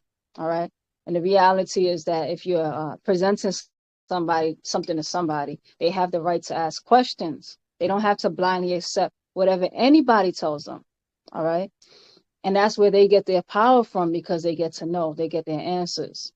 All right, but a lot of us, because of our arrogance, that we didn't take time to know something, we just parrot. And the more people we can convince, somebody doesn't even know how to breathe properly. They don't even know, they don't even drink water. They don't even do basic things, all right, that they can confirm in their daily lives. But they could tell you all about the inside of a spaceship that they haven't confirmed. All right, and they go around and they go around talking about that. Not saying that it's not real, all right, but there are a lot of things that we can confirm. We skip over that, all right, and that's what Baba says. That's what he said in the breath book, that a lot of us will overlook things because we want to be so deep, all right, looking for anything to believe, when the things that's right in front of us, we don't take time to confirm, because those confirmations, that's what unlocks those greater confirmations. That's where you see the bigger patterns. If you don't take time to see what's right in front of your face, all right, because you'll start to see this pattern, and then you'll look up and you'll see it all around you. But if you skip the things you could confirm, you've turned a fact into a belief, all right? That's just an example, all right? So when in fact you need others to accept or believe what is not confirmed in order to not feel stupid, all right? Next, if they don't believe, you fight them and even kill them. You call them names like disbeliever, infidel, unbeliever. And then you create a new word called infidelity to make you feel you're good, right, or righteous. All right. And we have to be very careful. We're not doing that with our information, because we could turn people off. You spark the ego a lot of times. All right. So a person disagrees with you, that's their right to accept the fact or reject the fact, right? But you present the fact and you explain the best you can. All right. There's no need to fight somebody. All right. Because a lot of times you wanted to fight them. It's not really you wanted to share a fact. It's really the fact that you're not really sure. That's a lot of the time. That's what's really being sparked. All right. So that's religion and blind faith. And when you open your eyes, Negroid, the Caucasoid had already used his own imagination to create of what belief should be, what is good and what is evil, wicked and bad, how to live, what to say, what to eat, who to marry. It all traces back to God as an Elohim or Allah. They choose one of them, be he Jewish, Greek, Roman, Indo-Arab, as your prophet, apostle, disciples, angels, always looking like him. All right. So even if you don't see his whole body, a lot of times you'll just see his hand and you'll see it's a white hand. So a white hand should be attached to a white person. Or if you see a white baby, you don't see God. The white baby should come from, it's an extension. All right. So your mind is going to finish that sentence. They started the sentence. All right. And they sentenced you to their belief in their way of life. All right. The Negroes, we get subjected to what they design. All right, looking like them, living like them. So figure number one, their image of the creation story. All right, a man created another man with a bunch of look like baby angels behind. All right, so there's no womb here. There's no woman. All right. God creates man creation according to Michelangelo. Michelangelo di Lodovico. All right. Of Buonarroti Simononi. I never said the whole title. So he is of that place, wherever he's from. So Michelangelo. And that's the ceiling of the Sistine Chapel in the Vatican. And this was made sometime between 1508 to 1512. Right. And then I could go to some parts of Africa and see a lot of these various images. All right, I was in Senegal in the island of Gori, and then I'm seeing all these white statues. All right. And then you see black impoverished people. All right, because they're living in accordance to someone else's imagination. So you have the image of their angels, the image of their God. So in fact, religion given to you or that you convert to is saying the all good being up in heaven with the angels created me in his image in Genesis chapter 1 verses 26 to 27. And God said, let us make man in our image after our likeness, and let them have the dominion over the fish of the sea, and over the fowl of the air, and over the cattle, and over all the earth, and over every creeping thing that creepeth upon the earth. So God created man in his own image. In the image of God created he him. Male and female created he them. So God, Allah, is of his race. Or even a Jewish boy, a Hebrew boy, an Israelite boy of a Jewish tribe of Judah and Levites, who was born by way of a holy angel or ghost. In Matthew chapter 1, verses 18 through 21, and also Quran chapter 19, verses 17 through 19, sent by God to a Jewish girl, a virgin. In Matthew chapter 1, verses 25, so she is clean, and she gave birth to God, the Son of God. All right, so she gave birth to the Son of God. 10. So you have this being, all good, who birthed himself as his own son, Son of God, in John chapter 10, verses 30. I am the Father are one. And says this out of his own mouth. When you see me, you see God. All right. So let's just think about this cognitive dissonance, even in that story about Mary. All right. So Mary has to be impregnated. All right. Even though she's a virgin. Let's go by this story that they tell us. And so God needs a womb to make his son in the flesh, but he didn't need a womb to create Adam. All right. Why couldn't he just incarnate and create another? He did it fast. He did it in one day, according to the book. So it's very easy. God could just do that.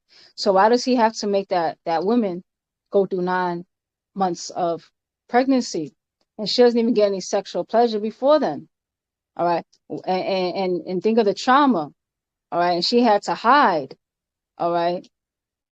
And Joseph had to go through the trauma of seeing his virgin fiance, all right, that he didn't touch yet. She's pregnant by some Holy Ghost.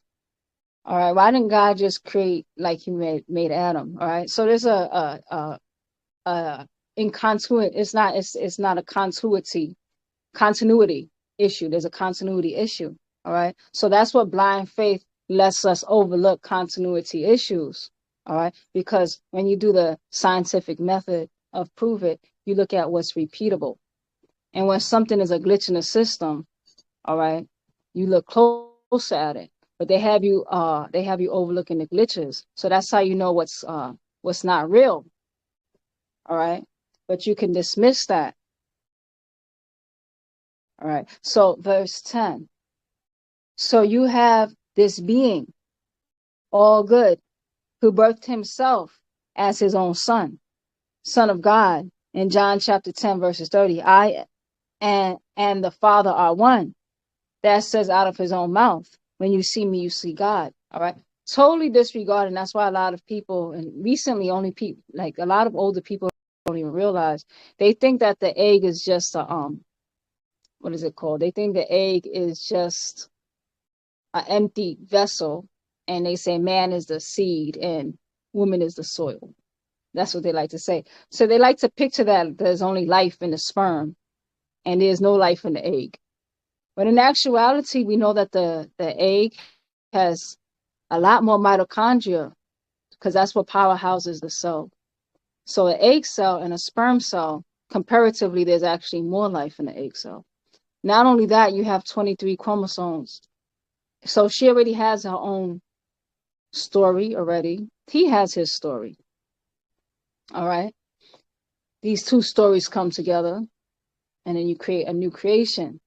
All right. So now you're going to have a perfect God incarnating, taking 23 chromosomes. All right. From this woman. All right. Wouldn't Adam be more divine in that case? If we're going by what? If we're going by Jesus supposedly being a special being, Adam had all God's original genetics. All right. He had to mix in with somebody else for Jesus. So who's more divine? That's just a critical thought. That when you really just critical think, you start to realize that there's a lot of inconsistencies. All right. All right. So it shuts down our ability to critically think. All right. So you have this being, all good, who birthed himself as his own son, the Son of God. In John chapter 10, verses 30 says, I and the Father are one. That says out of his own mouth. When you see me, you see God. All right. So did he not look like his mom just a little bit? I mean, that's a question. 11. So he is in the image of God, which puts God in his image. Looks like him. He looks like God. What is this saying? That whichever race he is from is God or good.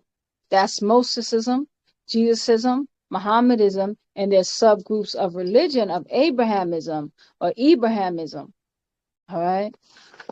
So you go throughout the world. You go to Korea. Right now, there's a lot of Christian Koreans, Catholics, Philippines, East Africa, West Africa. All throughout, you see people who don't look like them. All right. That they're subscribing to as their image of God. So we're on 12.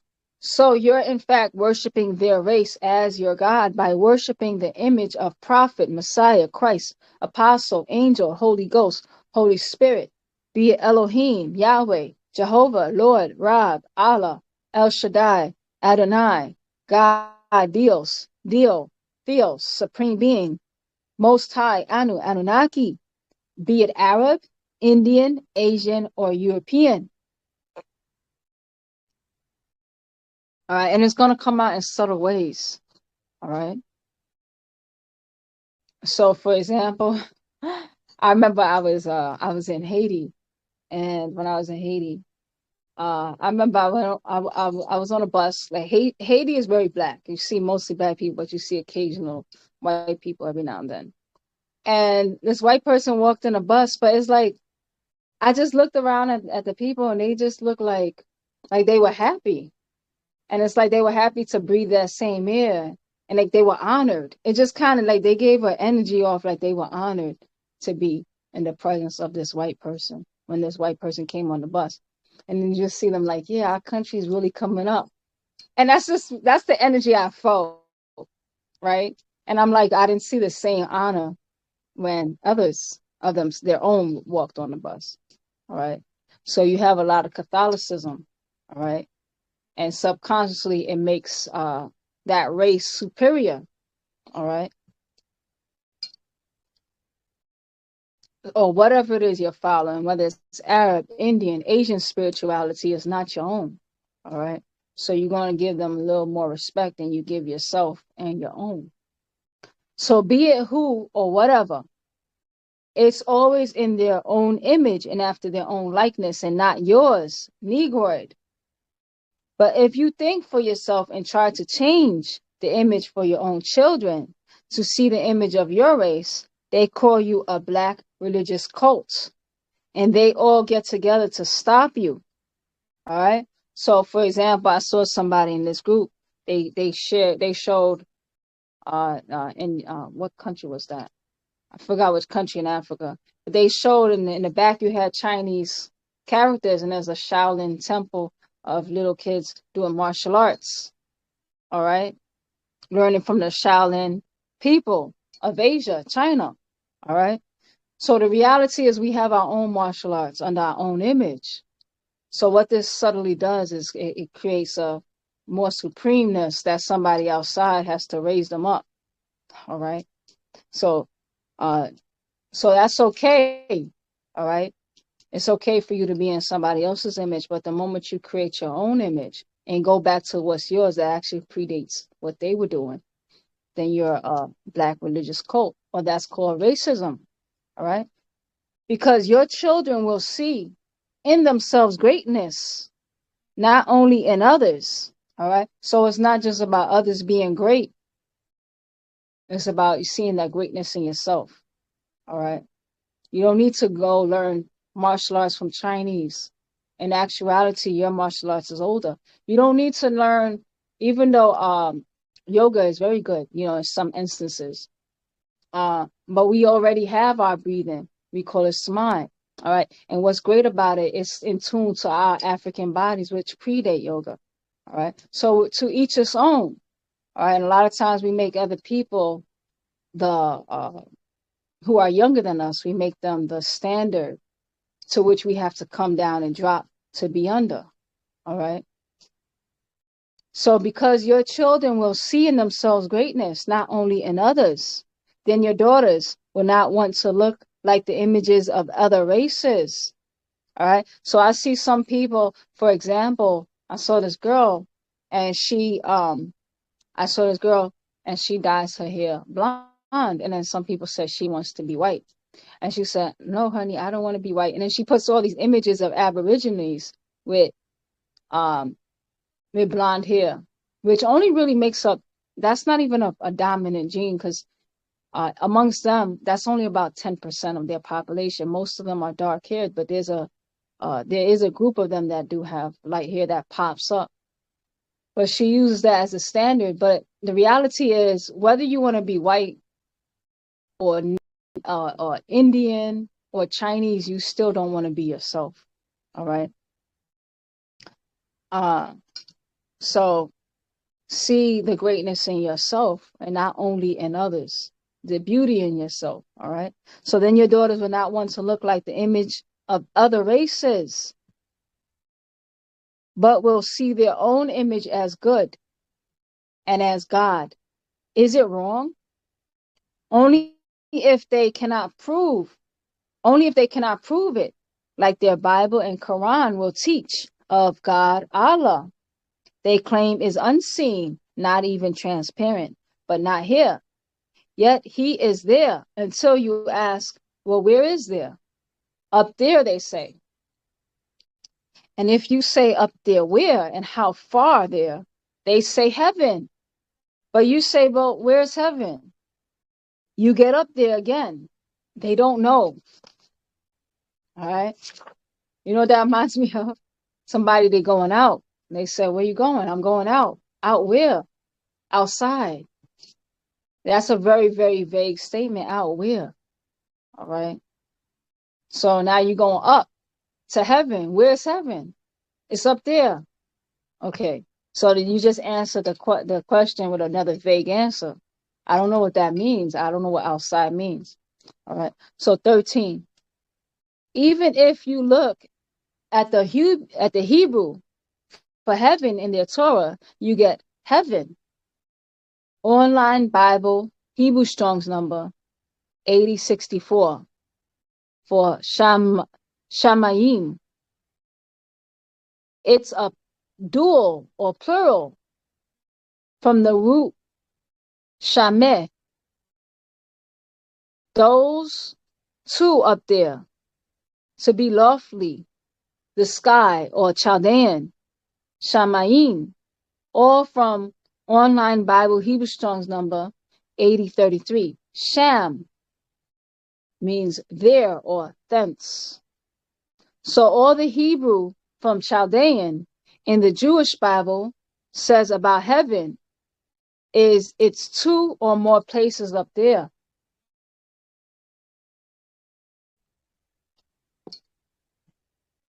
So Bible shows that heaven translates literally as Shamayim. Shamayim is a dual of Shameh. So you're having two or more, all right, or plural, right? So heaven is very, so when you say outside, you can say outside, that can mean a collection of many different things, all right? And again, Bible says that a lot of lies are hidden in vague language, all right? That's why you ask questions. Somebody says something to you and it sounds very vague. You start asking questions to get the specifics, get the color, the texture, all right? What do you mean by that? When was that say? For what reason and why? All right.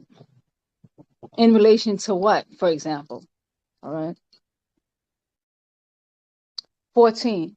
And if you look in the Greek for heaven, in their Gospel or New Testament, you get Online Bible, Greek Strong's number 3772 for Arinos.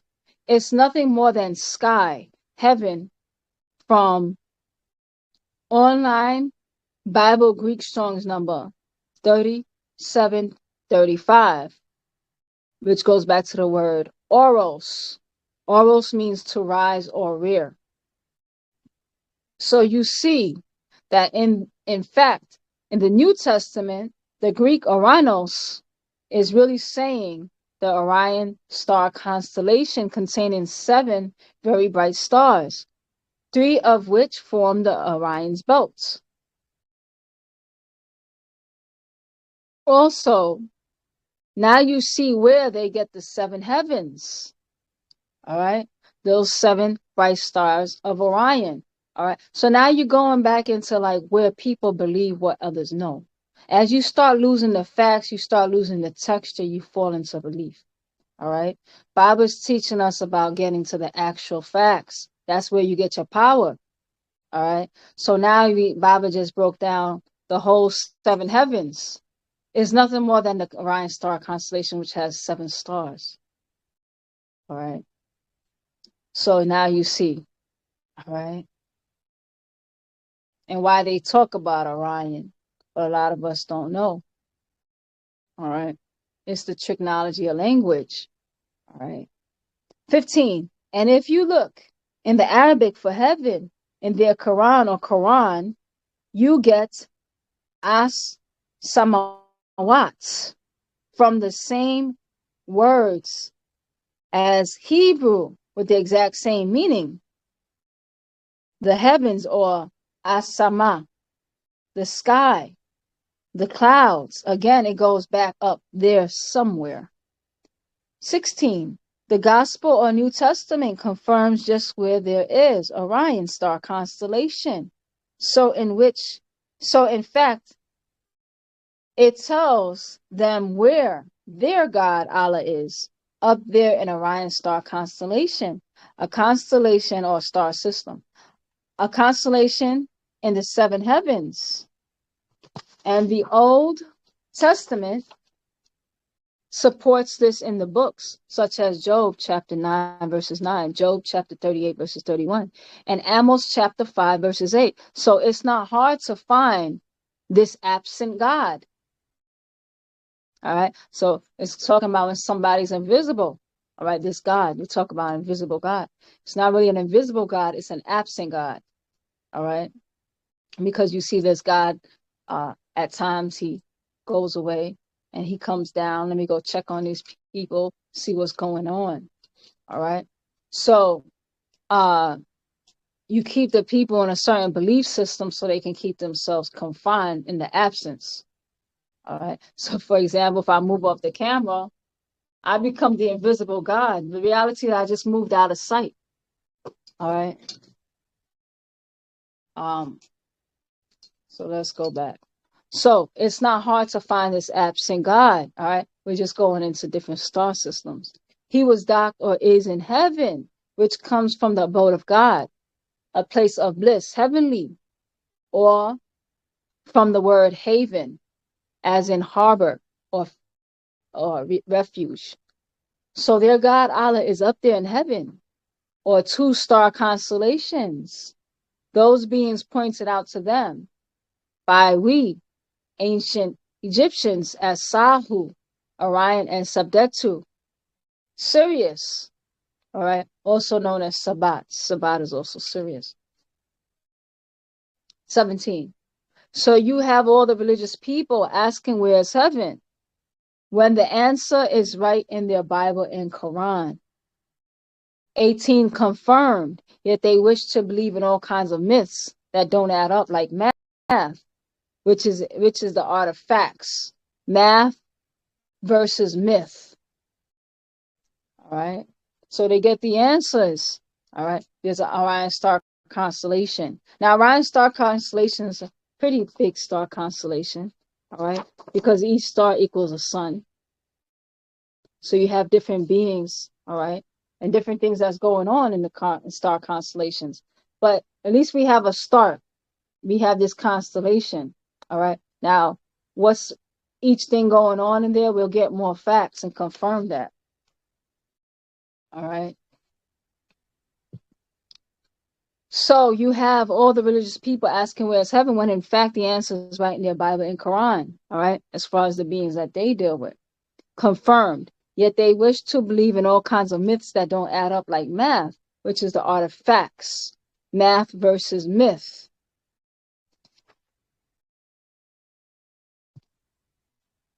"13. Even if you look at the Hebrew for heaven in their Torah, you get heaven. The Hebrew Strong's number, I think. Let's go back. So now we're on page 8. That's money. So we ancient Egyptians we ancient Egyptians always explain what we mean, of whom we speak. Our Nataru means watchers, and links back to that which looks over all life, as in nature. All right. Now you see why Bible calls it the overseers. All right. Because we're overseeing the happenings of life. All right. It's a mathematical equation of nature. All right. So as a Muntaru, you personify. All right. Because Mu means one who is. You personify as part of that same pattern. All right. So you shall fall into the natural circadian rhythm of the planet, of your sleep cycle, of your cells. All right. Of the very nature. All right. In a physical form, or what you call a spiritual form, or dropping below the hydrogen molecule, or just in the realm of ethers. All right. So the many dimensions of nature playing out. All right. So you have our watchers, our overseers, and links back to that which looks over all life. We call that nature. And being things grow or come to life from nature, we call it Mother Nature. Being all living things, in fact, come from females first. Even us males come from females, or Mother Nature. 20. And please don't quote your Bible and Quran and say, but God, he created a man, Adam. The Hebrew word Adam means earthling, or the grown, not man or a male gender. All right. Just think of even the word lion. When you say lion, all right, when you say lion, you're talking about the species. But when you're talking about the species, you're not really saying what gender it is, because you call the lions, there was lions there was tigers. It's already including male and female. But you can specify and you say lioness. All right. So like you have man we already know can be men and women. Because when you say, okay, I'm talking about the species of man, you don't have a special species for female. They just call the whole species man. So the whole species is called Adam. All right.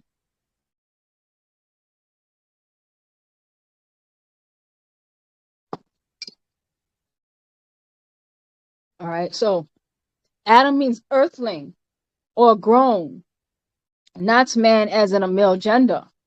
In the online Bible, Hebrew Strong's number 119 to 123, also meaning red, flush, rosy, ruddy, human being, mankind, man as in humanity, not male. All right. So when we talk about humanity, all right, or a species or a subset of humanity, all right, like that animal, when you say deer, you don't just say doe, all right. Deer includes all the doe, it includes all ages, it includes the genders, all right, like any other species. So yet Adam was by your Bible and Quran created from the dust, mud, soil of the ground, which means the ground was here before Adam was shaped or fashioned from it. And the ground is part of the planets, which is nature. All right. So the reality is that even if you make an unnatural creation, you're still within the confines of nature, because you have to pull on what's already there to pull on. All right. So you already have the soil, because even when God was going over the face of the dark, the face of the waters, and then God said, "Let there be light," and so the light was good. But He's still going over something in darkness. All right. So you're still taking something and making something from what's already there. The components of life are already there. Like when you look at me, the components of life have always been there, because I'm made up of particles that at my death, they're just going to reconfigure into something new. All right. So you're still taking this life is still attached to a life bigger than it. So it's still at the confines of nature. All right. Nature pulls it back in, reshapes it, reforms it, and then we get put back out. All right. So 21. Next you will say, but God created the earth, and he is a him. And I would say, if God Allah is all totally he, him, male, a man being, then why is it a fact that the Y chromosome comes from the X, or the XX chromosomes of the female woman? She, her mother was first, as a fact. And in fact, the chromosomes, or male, man, he, him, father, son, came from it. And the XY Christians, or that's many, and the Christians, if Jesus Christ is God, he came from she. Mary is mother. All right. So he still came from the woman. All right. Then they have found that the X chromosome and the Y chromosome, they're the same. But the X chromosome has all the components of the Y plus a little extra. All right. So they can look at the Y scientifically as an incomplete X. And according to scientists, because the Y evolved from the X, what scientists are seeing that in time, the Y will eventually go extinct.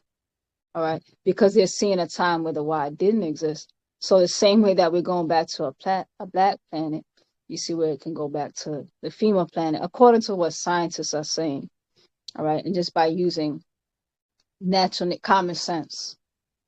All right. Or mathematical, let's say, according to the mathematical equation. All right.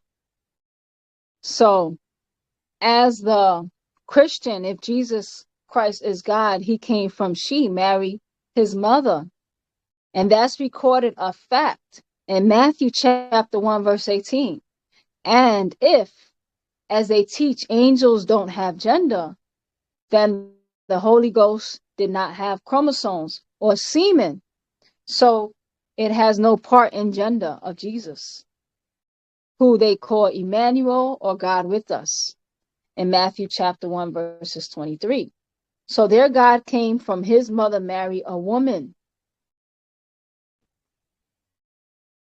All right. So that's the whole thing of the critical thought, that if you're not going to subscribe chromosomes, semen, and all that makes a man, then it doesn't partake in gender. So where does he become relevant?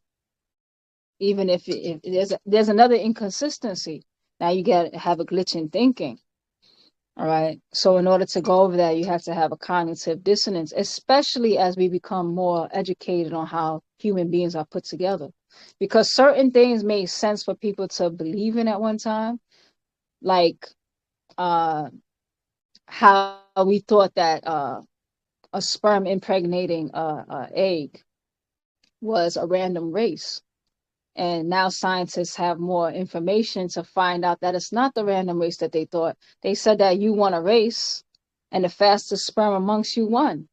And that's how you were born. And they make it seem like life, the egg was dead, and it just came to life after the sperm was dead, because they like to depict the character in the sperm. All right. When they actually have found out that the egg actually has the power to, it's not just a dormant, it's not just a dormant cell. It actually emits chemicals of its own. So now it can send signals to magnetize the exact sperm it wants and confuse the sperm it doesn't. So now you have sperm that's swimming over there because the egg doesn't want that sperm, for example. All right. And then you'll see some sperm, it gets to the egg first, but the egg, the second egg that got to the sperm, the egg lets it in. All right. So there's a lot more that scientists are compiling that's making a lot of the beliefs that we once believed outdated. All right. Because as you get more facts, it's like, okay. All right. And it takes us back to things that you realize that us Africans, in our roots, we already knew this. All right. So their God came from his mother, Mary, a woman. All right. Oh, that chemical that the egg gives off, they just call it attractants. All right. So that's a chemical. And that's another thing when they shut down the functions of the woman.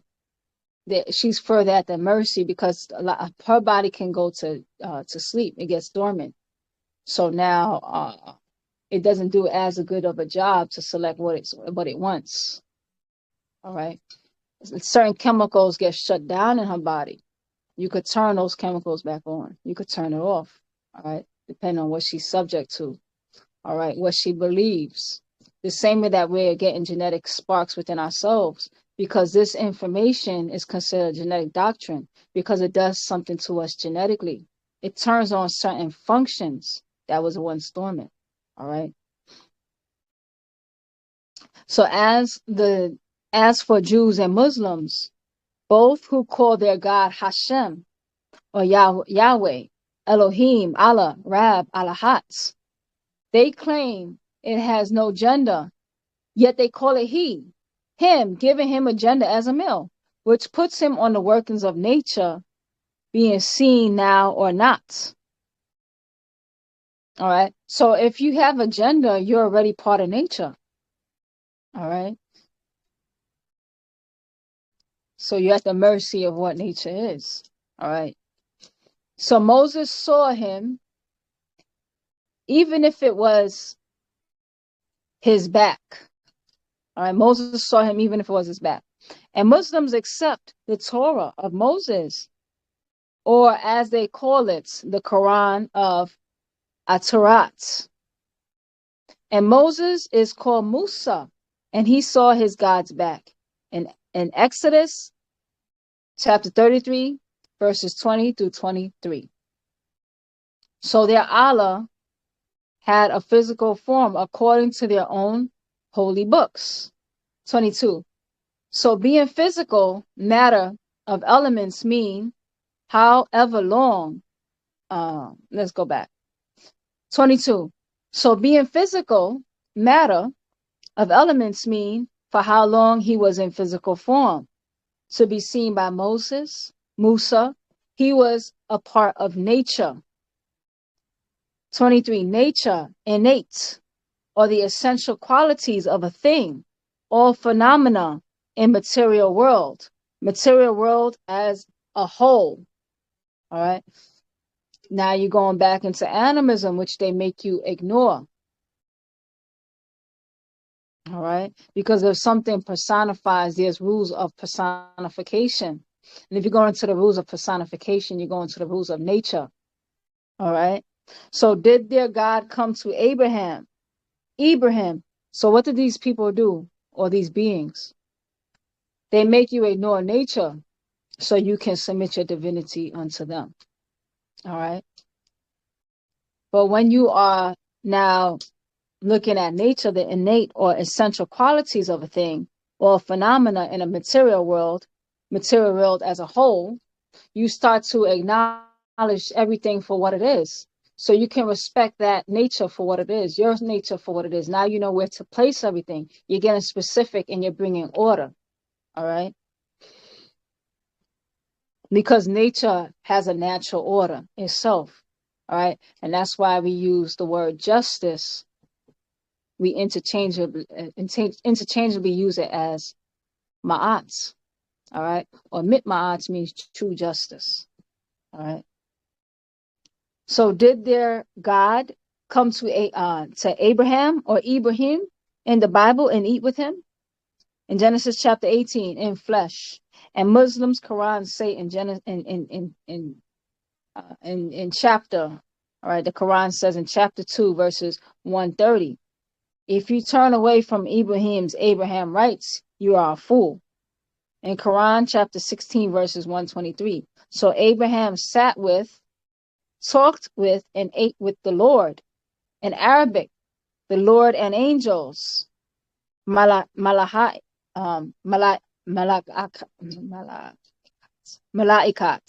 Hasmuni, mala'ikat were with him. Moses also saw God in Exodus chapter 24, verses 9 through 11. Both Jews and Muslims describe the non-gender angel Gabriel or Jibril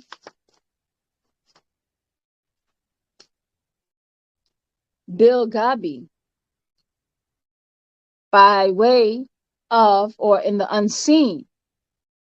Is from the real root word in Arabic is Gab. In Quran chapter 4 verses 34. And their husband's absence. It means unseen or it can't be seen. It doesn't mean Hasmuni. It means not unseen or can't be seen. All right. It means absence, as in it was here, but it's not here now. Not here. All right. So, for example, after this reading, I'm going to turn this camera off. All right. And I'm going to go about doing something else. And now become absent. All right. But when you look at a child, when they do the child psychology, for example, for the child, once something they see it, that's when it exists. When you take it away, it don't exist anymore. All right. So it becomes invisible. But the reality is that as you have more reasonability, all right, you know that there has to be a rule of what happened to it. All right. Even if you don't see it anymore, what form is it going to go into? All right. So not seen, not unseen, as in it means absence. Not unseen as in it can't be ever or have ever been seen, not here now. So where is he right now if he is only absent? All right. So if he's absent, where is he? He'll be in a place, right? Orion as in Sahu. Like Christians say, their God Jesus left and will return. In Thessalonians chapter 5 verses 1 through 3 and 2 Peter chapter 3 verses 10. And the Quran calls Jesus or Isa the soul, spirit of Allah, or Aruhullah,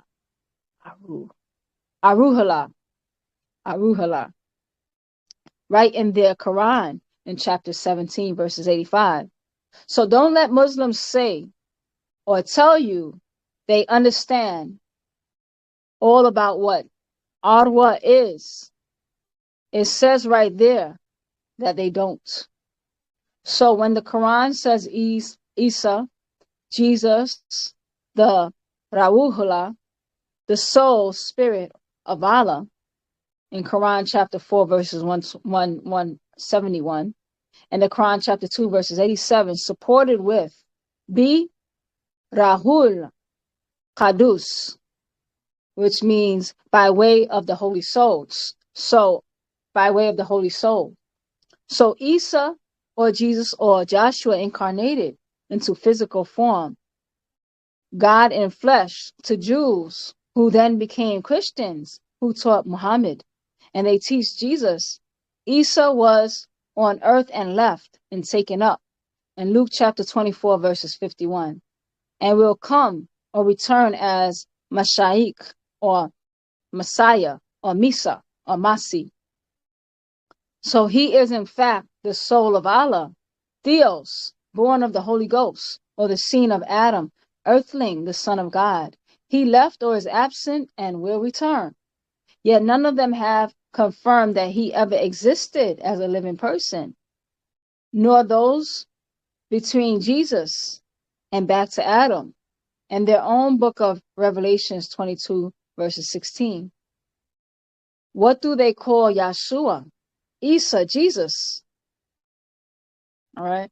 So the book of Revelations, chapter 22, verse 16 reads, I, Jesus, have sent my angel messenger to testify unto you these things in the churches, assemblies. I am the root seed and the offering, or ovum semen, of David, beloved, and the bright and morning star. So this Savior, which is what Jesus, Isa, Yeshua means, he says he is a star. And in Matthew chapter 2, verses 7, what time the star appeared? Then verse 9, and lo, the star which they saw in the east. Verse 10. So when they saw the star, in the Greek, that's Orion's star. I mean, in the Greek, that's online Bible Strong's number 792, as in Aster,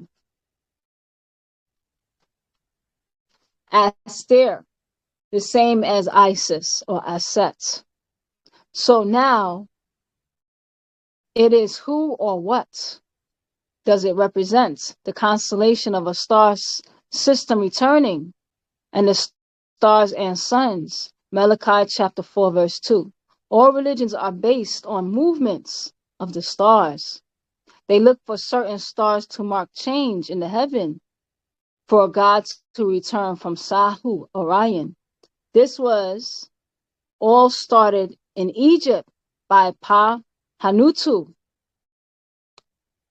All right, that's the priest of Amun, or the Amun priesthood. Or Amun, first son of Ptah, and the two star systems as it moved from Egypt to the east, or Mesopotamia, Babylon, and then given to the Hebrews. Things changed. It has been proven a star and landmark back 2,000 years ago. All right, has it been proven? Astronomers have found a star alignment back then on April 17 in 6 BC, according to Michael R. Molnar.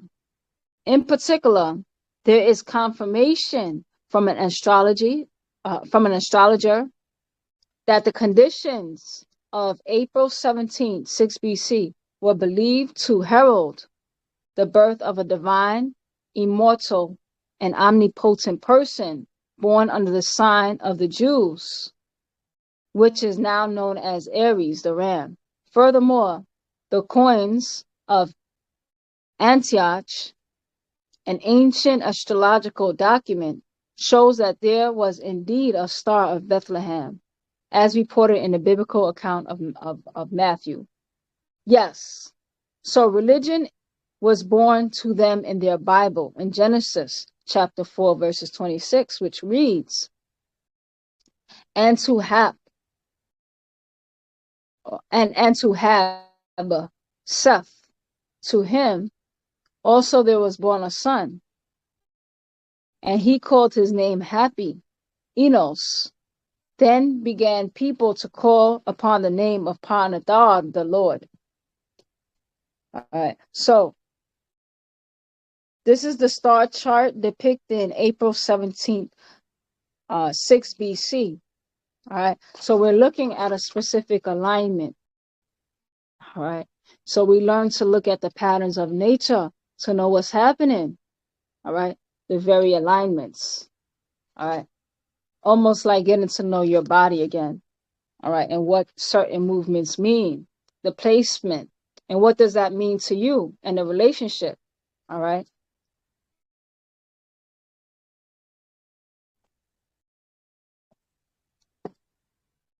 Religion was born. All right. Now, I know I'm just reading through, but if at any time somebody wants to say something, you can feel free to unmute at any time. All right. 24. Religion was born calling from earth and above for help, for the sun to come in the morning, for light and warmth, protections, long life, health, and men took the lead. Pahanutu. 25. So we ancient Egyptians, some 6,000 years ago, during the ages of Anun, Atum, and Amun, were aware of the interconnectedness of all these beings. All right. So now let's look at the different cycles. Because as you're saying, Anun, Atum, Amun, even though you're talking about stars, because even when you're talking about our star or you're talking about distant stars, you're talking about relationships. So as you change the name, okay, you can talk about Ray. But if you're going to say Anun, it's still Ray, but it's a different relationship to Ray. So it's a different time, space, and time. And you're measuring it according to something, a relationship. All right. So that's what you're looking at to get the nature of something, the relationship between bodies. All right. Even in your very cells, your various cells, because that relationship changes throughout the day too. Because one hormone you give off creates a different nature within yourself than another hormone that gives off at a different time of day. So the same movements are happening intergalactically. All right. And a lot of us lost that connection, those movements. All right. So we Egyptians, some 6,000 years ago, during the ages of Anun, Atum, Atun, and Amun, were aware of the interconnectedness of all these beings. And in fact, Pa Pauts, the all, was one as all Pauts, and in all is many the same time. Then it is not. Then is it not a fact that what they now call monotheism was in fact is not to them? The Hebrew or the Hibaru have so many forms of their so-called one deity, names, attributes, and actions, so they don't really accept the existence of one deity. All right, because at different time, nature is doing different things. All right, nature personifies differently. All right, so even when these religions that they claim that they're monotheistic, all right, so why do they have all these attributes, 99 attributes of Allah? The personifications, different times he personifies different, or it personifies different. All right, that's the all. All right, like different times of the day. All right, so it's all personifying. All right, and we call it the all in all. All right, so the same with Christians who say they only believe in one God and state God the Father is one, God the Son is two, and the Holy Ghost is three. And don't forget Mary, the mother of God, 4. All right. So they say it's only one God, and then they start to personify God in different ways. All right. It's going to cause confusion. Then they call it monotheism. And in Islam, they claim they don't worship or have any partners with Allah or Rab and his 99 attributes. Yet if Allah is only one and only existing deity, there's no need to repeat it over and over. All right. So, La ilaha illa Allah. which they translate as there is no God but Allah. Well, if that is true, then how can one worship a God that doesn't exist? And how could one have partners or equals to Allah if they don't exist? And how can Allah be the most anything if there is no other? How can Allah be the greatest? The greatest of who? All right. So if there's only one thing that's in existence, you don't have to say this is the, if I say this is the greatest cup, oh, this is the greatest cup ever, then it already implies that there are other cups. All right. Because you don't have to be the greatest anything. If I just say this over here is a cup, I don't know if there's other cups. Or if I say this is the greatest cup, I'm implying that there's more inferior cups. All right. So you don't have to say the greatest Allah if there's only one. All right. So the greatest of who? Allahu Akbar. Who? How? Hasmuni. Yes, Zamal Fatah. Go ahead back. Another thing that the master teacher points out is that that the word Akbar does not mean greatest; it means oldest. So that's something that they're in error of as well. Okay. You got clear in the end, but I heard you. You were low, and then did everybody hear what Zamal Fatah said? You can repeat it if you don't mind. Oh, I said another thing that the master teacher points out is that the word Akbar, for greatest in the Arabic language, it doesn't mean greatest; it means oldest. Okay. On Tawahat. All right. So, and even when I'm hearing oldest, I'm already getting a comparison because something is older than what, and older in relationship to what, and when did that thing come about, and where did it come from? So you're already still being plugged into something bigger than that event, because I'm hearing older, I'm hearing an event. So even still, it's still tying you into a collective story. All right. So there is not God but Allah. Well, if that is true, then how can anyone worship a God that does not exist? And how can one have partners or equals to Allah if they don't exist? And how can Allah be the most anything if there's no other? How can Allah be the greatest? Greatest of who? Allahu Akbar. How? Why? Do you have to say what cannot be? So again, their own statements and claim say they believe there are other Allahs found many places in the Quran, but you should only worship the one they tell you to. People of Mosesism, Jesusism, and Mohammedism are the real polytheists or polytheism, all right? Because their God is jealous. If I'm the only one, what's there to be jealous of? All right, their God is jealous, vengeful God, I'm a jealous God, etc., etc. They go to war with other gods in their own Bible and Quran. All right. 26. And we Egyptian state all things are in all. All is one is all. All is I am. So that is the true paradox. They claim what they are not and call us what we are not. All right. So we're the real true one deity. Why? Because our greatest symbol is Pawut. All right. The greatest thing is going to be all the components together. All right. They can manifest, they could personify in different ways. All right. So the all is in me and I'm in the all, because that's where I come from. All right. But I can't tell my story. There's no way for me to tell a story without, I can't independently tell my story, because it's going to connect to the it's going to show the interconnectedness of all. All right. Because it's sustained in the all.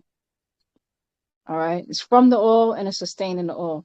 So when I'm telling my story, I gotta automatically include my parents and whatever stimuli around me, the other person, directly and indirectly. You start seeing all the interconnectedness. All right. But in actuality, you see that there's a disconnect in those monotheism. So they claim to be what we really are. All right. And we're in 26. And we Egyptians state all things are in all is one. One is all is I am. So that is a true paradox they claim, what they are not, and call us what we are not. 27. Actually, we ancient and now Egyptian or Nwabians and also Sabians, always from then to now, in all previous ages, were not monotheistic or polytheistic, or dualistic, one or two or more. All is. All right, because that's too limiting. To call me a polytheistic, that's too limiting. To call me a monotheistic is too limiting as well. It depends on which dimension, all right, and how we're relating and how we're telling our story. All right, so we go and we respect the laws of each dimension. All right, and we acknowledge all those various dimensions of when we're coming together, when we're separate. All right, and even when we're separate, we see the interconnectedness. So in reality, we see the personifications of all, or the God in all, or we see the God of all as all. All right. So in all reality, that's much too limiting. All right. So 28. When we use Nadaru, Natea, it is nature. You find it in the online Hebrew 5201-2 as Natar. Natar of the online Hebrew goes back to guard or to cherish, from Chaldean Natir. Natir means to keep or to retain, and also exists in Arabic as Nazdara or Natara, observer or watch, look over, look at. So the words in Hebrew and Arabic came from the Egyptian Nadaru, watches, which became nature. All right. So nature is in nature. The nature of nature. You see, there's various natures. So you can have different ecologies. This is where the polar bear is. This is where the salmons are. This is where the black bear is. And there's different truths.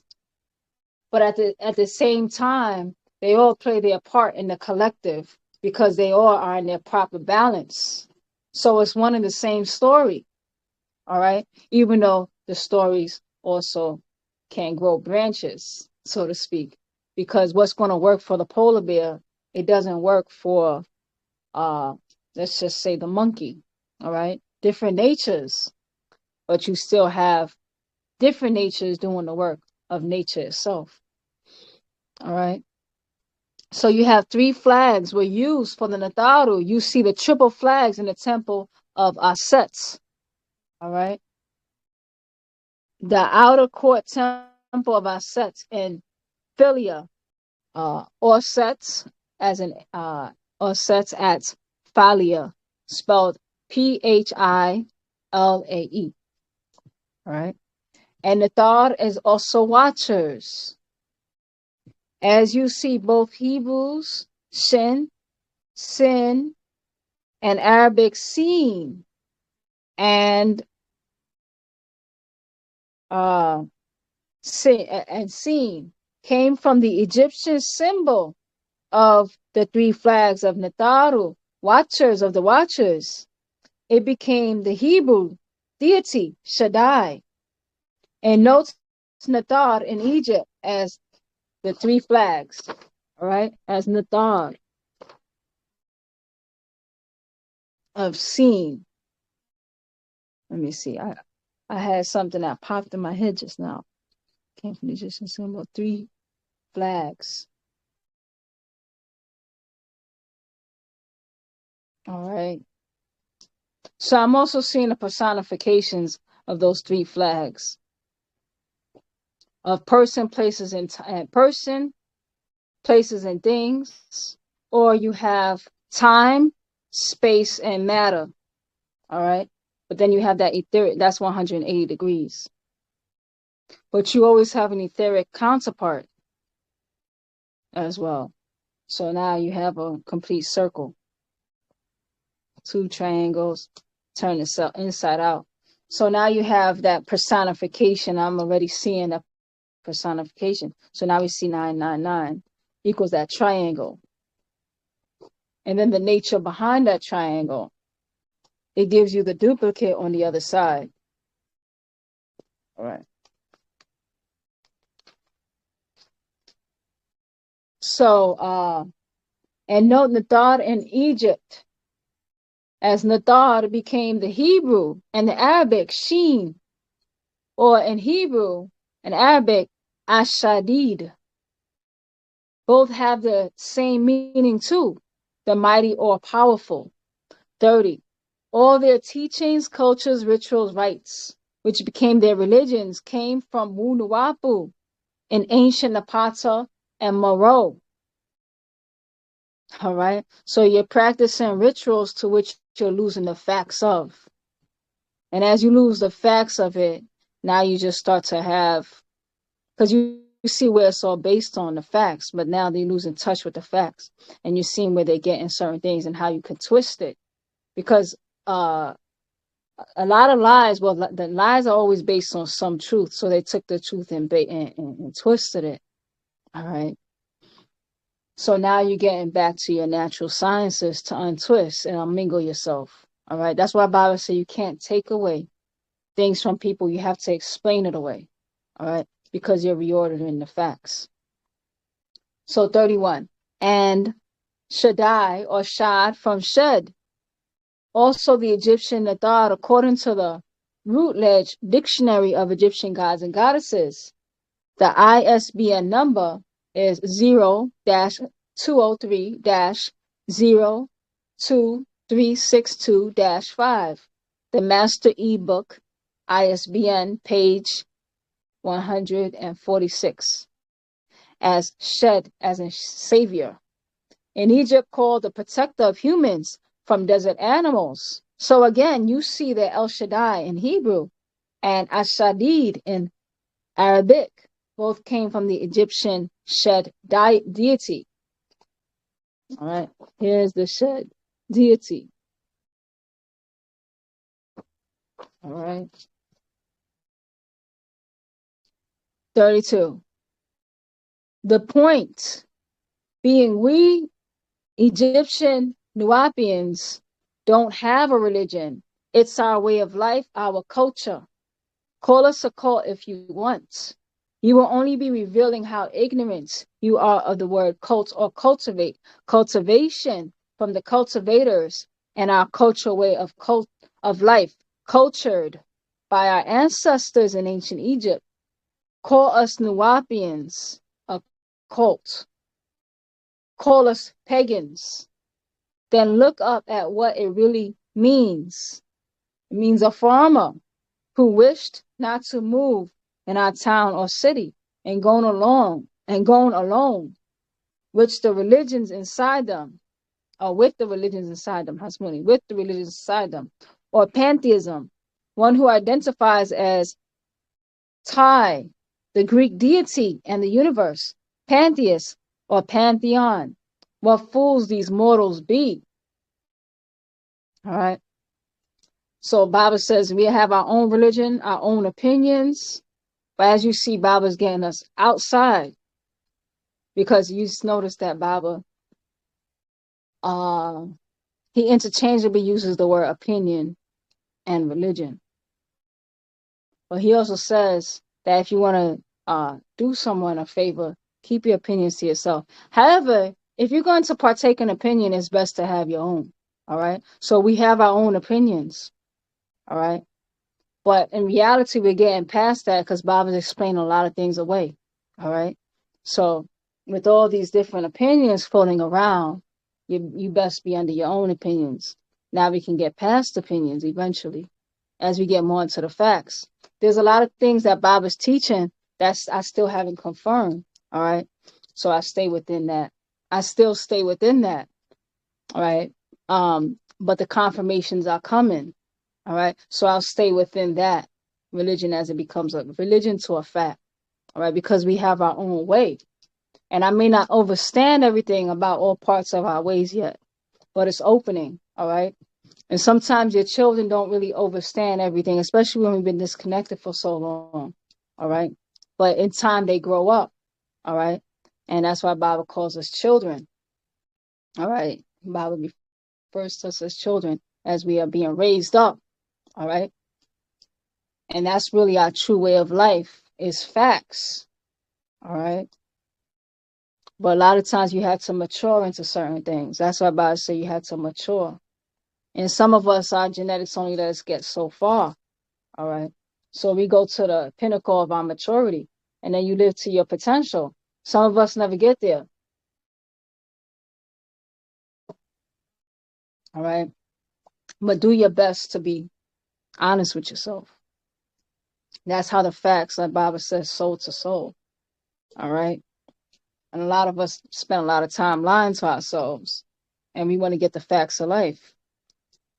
All right. So call us Nwabians a cult. Call us pagans. Then look up what it really means. A farmer who wished not to move in town or city or go alone with the religions inside them.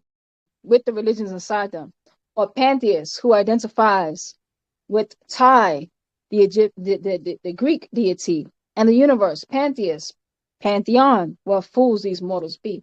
33. They don't even know where the names of their gods come from in their religions. In fact, the word God comes from the German. The earliest written form of Germanic word God comes from the 6th century Christian Codex Argentius Hasmuni. So the Christian Codex Argentius. The English word itself is derived from the Pro-Germanic Gadan or Gudan. Most linguists agree that the reconstructed Proto-Indo-European form of Gutam was based on the roots Gau or Gai, which meant either to call or to invoke. All right, so it means to call or to invoke. Taken from Wikipedia, the word God comes from the Old English Germanic term God, Gutus in Gothic, good in modern Scandinavian, and Gott in modern German, taken from the New World Encyclopedia. 34. So, in fact, the culture of pre-dynastic onto dynastic Egypt was taken by Paa Taraq, who came here to Tanu, the planet Earth, from heaven, the Sahu, Orion star system, and others. Their descriptions, definition, and systems of teaching became a separation from the way they lived. The totality of existence changed after the creation of Caucasians, which became the basis for religion to try and civilize them, yet it could not be done. All right? So just think about that. You have different natures of people amongst us. And depending on their nature, depends on how you may deal with them. So, for example, if you have a reasonable being, you could explain, well, you know what? Even a small child, because I like to explain things to children when I have children around me. Okay, don't do this because this leads to this. And this is the outcome. So if this is the outcome you want, this is what you should or should not do. So you're aware of cause and effect. So a wise person, all right, they're going to, okay, this is the outcome I want. I'm not going to do this, or I'm going to do this. All right. But there's some people who don't care about cause and effect. So then you have fear-based tactics. If you go in that room, there's a monster that's going to eat you. So don't go in that room, right? And this is what was happening for that particular nature, because that nature of the Caucasian was created for slave labor, was created for food. All right. So it's like, for example, if you create something for food, you don't need it to be that smart. You just need it to be smart enough to navigate where you want it to go. All right. So it's about control. Yet to civilize them, and it could not be done. All right. So 35. They even got their devil as a snake or serpent. Muslims call shaitan or shaitan. And that comes from the Egyptian deity, from the Routledge Dictionary of Egyptian Gods and Goddesses, the ISBN, number 0-203-02362-5. That's the master ebook, page 135, as Shay. All right, Shay.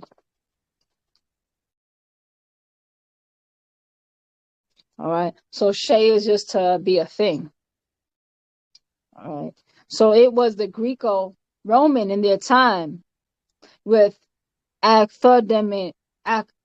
Agthodaemon. All right. That's spelled Agthodaimon. Agthodaemon. The popular serpent god of fortune at Alexandria. That's how it got to the Israelites and Ishmaelites. Shay, however, in Egypt was a personifying deity, who exists both as a concept and as a reality of divinity, just as the devil in religion of form and a fact, a being and an act. Shay was noted for being at funerary rites, such as the Ani royal papyrus. There Shay appears in the weighing of the heart scene as anthropomorphic,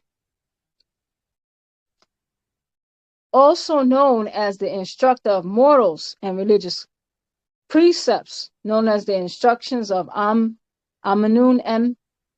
Epet. All right. So one passage stresses the futility of pursuing wealth and riches by pointing out that no one can ignore Shay. It means fate or a thing that is thing. Also found in the rites of Akhenaten, how it got to Shasu, the Israelites, who taught it to Muslims in their Quran as Shaitan, that they mistranslate as Satan or devil. Akhenaten himself was called Shay, as the reality of Atum, as the precepts, unreal existence. So again, all they teach comes from Egypt, or a play on words. All right. So unreal existence, so the precepts. All right. So that very nature. Because I remember there was a whole argument of saying, well, were the Nataru people or were they principles? And people argue back and forth. And in reality, they were both. All right. Because you see that nature will manifest in the people. So that nature manifests, it personifies, and you can see it, and it plays that part. And when you look back at, let's say, the movements of space, you'll see where, oh, this star reminds me of this brother because he had the nature of this. And this sister reminds me of this star over there. When you see the relationships of how things are interacting, you see the same interactions on a different dimension. All right. So it's a principle and it's a personification. All right. Which would be very confusing to people who don't have the facts. All right. So you start to have a play on the words and a loss of dimension. You get a loss of dimension, you can get trapped in a certain dimension. All right. Like, for example, the body isn't bad, but there's a use for it. and the usefulness of it. But then we start to prescribe evil and good aspects of nature. When in actuality, there's rules and dimensions of each realm. And you see how we get lost. All right. So 36. So this was the origins of rituals and leaders other than Paa Taraq after pre-dynastic. Yet in pre-dynastic, Pauts to Papauts to Ray to Anun Ray to Noon and Noon Tet, the Chemenu, all right, which is Atum Ray, Tatum, Haket, Hahet and Het, Keket and Kek, Nahu or Nawet, all right, also known as Amun Tet, all right. Then it breaks down further. The sons of Tatum, Amun would be Amun, Atun, all right. So we're going into various dimensions how this makes way for that. So you have Pawut. Pawut, everything just is. That's the identity of all right. So you have the identity, because power itself has an identity. That's a life in itself, for example. But then you start having the articles within. So you start having poets. When you say the before it, you're indicating articles. So the left, the right, the sun, the stars, the plants, the vegetables, or whatever the case is. All right. So you have all these various components. So now we say that all we have all. It just is. There's no identity. It just is. And then you start having identities within. So you have the all in all right? So that's why we start to respect. I respect that brother and that sister. Everybody's playing their part because these are the different components that make up the all right? Then you start to have Ray, all right? And then Ray starts to have different personalities depending on what's going on, all right? So Ray personifies differently at different times as well. And then the growth cycles through the triple darkness. So you just see a natural growth cycles of nature. And this is actually the realm of animism, which is actually in the scientific community, they do the same thing. They just use different verbiage. You see that we've been doing this the whole time. And that's what we base our spirituality on. All right. So now from the sons of Tatum, which would be Amun, Atun, and Atum, you get this. You get the elements, all right, also known as the Enneads, such as Tefnut and Shu, which would be the air and moisture, all right? When you start to have air and moisture, you start to create pressurization, all right? And once it pressurizes enough, you start to create like a vacuum, which would be Nut and Geb, all right? So you have the solid and the vacuum in which it exists. So you see the natural growth cycles when you actually look at how diamonds are composed, or minerals. You see, so you have the same movements. So we are the spookifying, all right, and you can recognize your Nataru, whatever tone that is given, all right. So you're going through the different states of nature, and those different states of nature, they become consorts. Because these two coming together gives birth to the next realm. So the right conditions had to come together, or the right people, all right? So that condition came with that. That's no different than what happens interpersonally between people, all right? And if there's enough pressure, all right, you have explosions. The explosions in humans look like ejaculations, all right? But that happens also in space when there's enough chemistry going on. It explodes. And different forms are being born, all right, different states. So we don't have to argue about were they people, or were they principles, all right, because now we go back to Anatar Shea, all right, and Anatar Shea takes us to both sides of that. In the Suf, or ancient hieroglyphic script, you see Nataru in it. The Enneads, the 9. All right, so it can appear this way. as well. And you already seen the vacuum. You see the expansion. You see growth, and you see materialization and dematerialization right here. You see our those three as called space, time, and matter. All right, and so on. All right, so just sit there and look at the symbols. All right, so also called hasjets or pasets or subjects. The Nataru is triple flags. Amun, Atum. I mean, you see the three flags, right? Which are symbolized by Amun, Atum, and Atum. All right. So we have the sun appearing to rise. You have the high noon, and you have the sun appearing to set. And then you go into the etheric sun. Now you're in Anun. At the peak where you don't see it at all. All right. And that's where Amun's taking his journey through to be reborn as Atum. All right. You go back through the waters of Noon. All right. So Pa Nadaru, who birthed Pa Subjetu, being themselves Pa Kamenu, first entering the deep or waters of this planet. So you read Pa Kamenu, or the 8 Ogdods, were 4 Nadaru in the form of frog-headed beings, and 4 Nadaru in the form of snake-headed beings or reptilians. And of them came Pa Subjetu, the Enneads or 9 minds, from sea to come onto land, to become Hemenu or Himemu, mammalians, which were also called Nadaru, yet incarnated into human forms. So now you're seeing the different from the principle. And when you say principle, I'm just using words that people have used.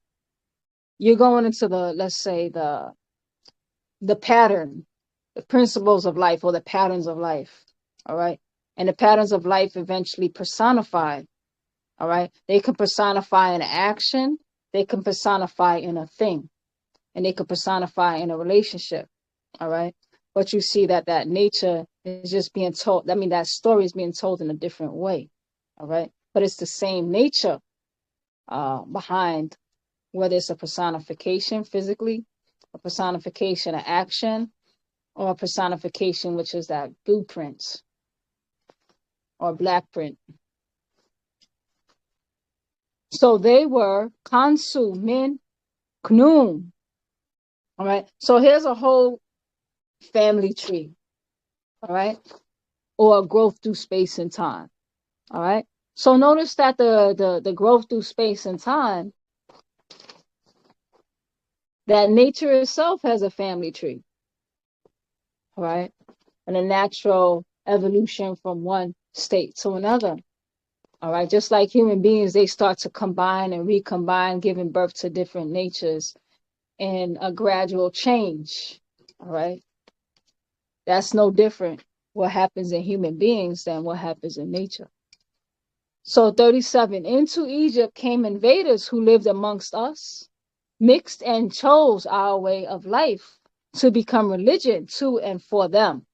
All right. So now listen, they believed what we knew. All right. Bible calls Wusabat religion to us because he knows we don't know a few things yet. All right. There's things that you still believe. So for many of us, we have this symbol. That's why Bible says, return to yourself, Sankofa. All right. And this Bible says, return to yourself. And some of us will get there to know the things that others believe in. All right. But if you're going to have belief, it's best to believe in your own. In reality, it's best to believe in your own until you can know for yourself. All right. So into Egypt came invaders who lived amongst us, mixed and chose our way of life to become religions to and for them. All right. And that's not much different from us, because of what happened to us. There's a lot of mixtures going on, and it gave birth to religion. That's the birth of religion. Because as you mix the DNA, you mix the mentality, and you cause a new spirituality, all right, which gives birth to religion. All right. 38. Much was changed. Loss of names, dates, places. All right. So you may still follow the same pattern, but I don't remember why I'm doing it. I just do it because, okay, this is what we said to do. I don't know why I'm doing it, but I'm not, I don't know why. And as we're gathering the facts, we're getting those names again, those places again, those dates again, and we're confirming it. This is the time of confirmation, the time to wake up. All right. So much was changed, loss of names, dates, places. And so we kept the true secrets of Paa Taraq from them in secret brotherhoods and sisterhoods under Paa Taraq, priest of Tatum, and his 6 sons. 1 Amun, 2 Sakar, 3 Hab, 4 Sabak, 5 Imhotep, 6 Zahutwi. And the females they chose, both Hemenu and Nataru. 39. The brotherhood of Assad. All right. Assad, to squeeze or extract from. All right. So now we're going. Assad means to squeeze or to extract from. You see different symbology. All right. So one thing about it, he's coming and bringing what was once AEO, one of the AEO books. He talks about it's time for the secrets to be secreted again. All right. So Baba is our teacher for this day and time to reawaken the masses, because it's time to move the planet into the sun cycles, and it's time for these secrets to become known facts. All right. But they were around, and they've been here, all right, in secret sisterhoods and brotherhoods. All right, as Baba explained. They were protected thus far. All right. So much has changed, loss of names, dates, places. So we kept the true secrets of Paa Taraq from them in secret brotherhoods and sisterhoods under Paa Taraq, the priest of Tatum, and his 6 sons. All right. So now we're getting empowered. All right. So you don't have to worry about the secrets getting out, because the reality is that your genetics will let you take it but so far. All right. And if you're going to exploit the secrets, you're going to just usher yourself out of here. So you don't have to worry about like, oh, I don't think I could tell them, this fact that exists in the universe. All right. So 39, the brotherhood of Assad. Okay. Assad means to squeeze, extract from, or he or they are linked to the constellation of Sahu, Orion heaven. All right. So now look how not only is Assad represented as a man, but he's also represented as a group of men. All right. So him or they are linked to the star cancellation of Sahu, Sahu being Orion. All right.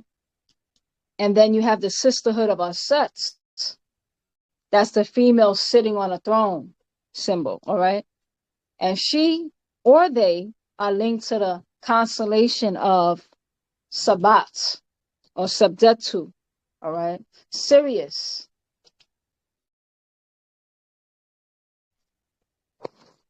And I don't know why it means hairy, but we'll find out. All right. So hairy. So now you see it's an idea, and it's a person.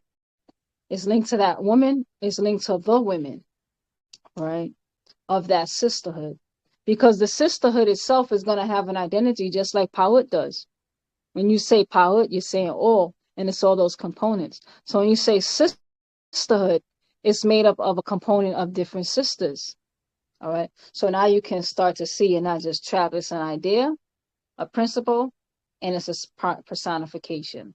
So it's these different sisters in a sisterhood, these different brothers in a brotherhood. And the brotherhood itself is linked to a certain place. All right. So 41, Secret brotherhoods were set up to protect the secrets of our arts. Over them was Pahanutu, the priesthood of men chosen by Amun, son of Ptah himself. So notice that Baba, in many of the beginning of the scroll, he says that he's from the Amun priesthood. All right. Coming to the masses, his job is to raise the rest of us up who are genetically what's that word called? Genetically compatible enough to get raised up. All right. But even when you have the facts, even if you don't get all the facts, you still improve to the best of your ability. So you may not be able to go all the way, but you were better than where you started. So you see Baba's helping everyone who the facts, people have fallen asleep to various facts. And depending on how many dimensions you can get through has a lot to do with your genetics. All right. And it has a lot to do with your dedication. All right. Or your devotion. You devote yourself to become that. So 42, secret sisterhoods were set up to protect the seed of Paa Taraq here on Ptah Noon. The secret sisterhood was called Paa Taraq.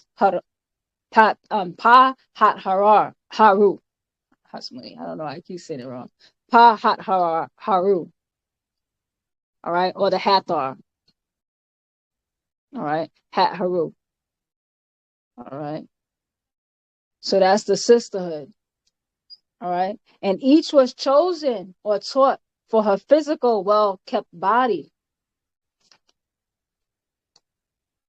and her mind, healthy, wise, strong, with good genes. All right. That's very important because she's the physical gateway. So she had to be physically aligned and then also smart. All right. Wise, healthy. Good mind, good body, good genes, because she's protecting the bloodline. All right. Once this passed on to the Shashu Israelites, the priests became the Levites, and the woman was chosen from their tribe, and the tribe of Judah for the men. Later, this was given in small parts to monks and nuns, and later became the ancient mystic order of the Rosicrucians, or Mark, or the Rosicrucian, the order of the rose upon the cross, which became many subordinates down to the Masonic order of Freemasons. All right. So now how you see that you start off with certain brotherhood and sisterhoods and how it further degrades to become other brotherhoods and sisterhoods. All right. Because when you start to look at the birth book, for example, Baba says that we're not Masonics. We're not Eastern Stars. We're not this. We're not that. And the reality is that they're not holding any secrets. They're only holding a degree of the secret. All right. And which they don't really know, because either you're all right or you're not right at all. So you see again the birth of religion. All right. So 43. So yet they, the Europeans, were never given the true arts of black magic or alchemy, as in Paa Taraq. 44. For the very word alchemy is from alchemy or alham, from Egyptian word kami or Kametian or Kemet, as in black. 43. All about protecting the seed of the woman, as you read in their Bible in Genesis chapter 3 verse 15. And I will put enmity between thee and the woman, and between thy seed and her seed. It shall bruise thy head, and thou shalt bruise his heel. It's not about the online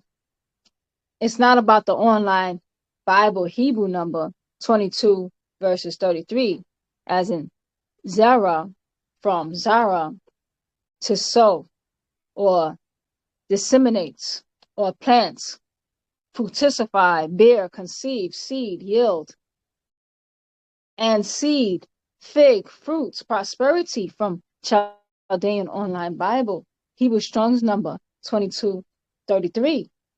Zara, seed, the life germ. And the word prosperity is to keep, fixed, firm, supporting a thing. That is exactly what the female has and does by carrying the mitochondrial DNA. which men don't carry.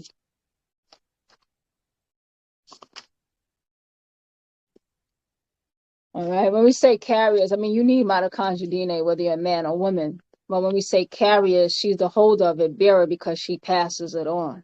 All right. So men don't do that. All right. And your mitochondrial DNA, the root word behind it is power. It's the powerhouse.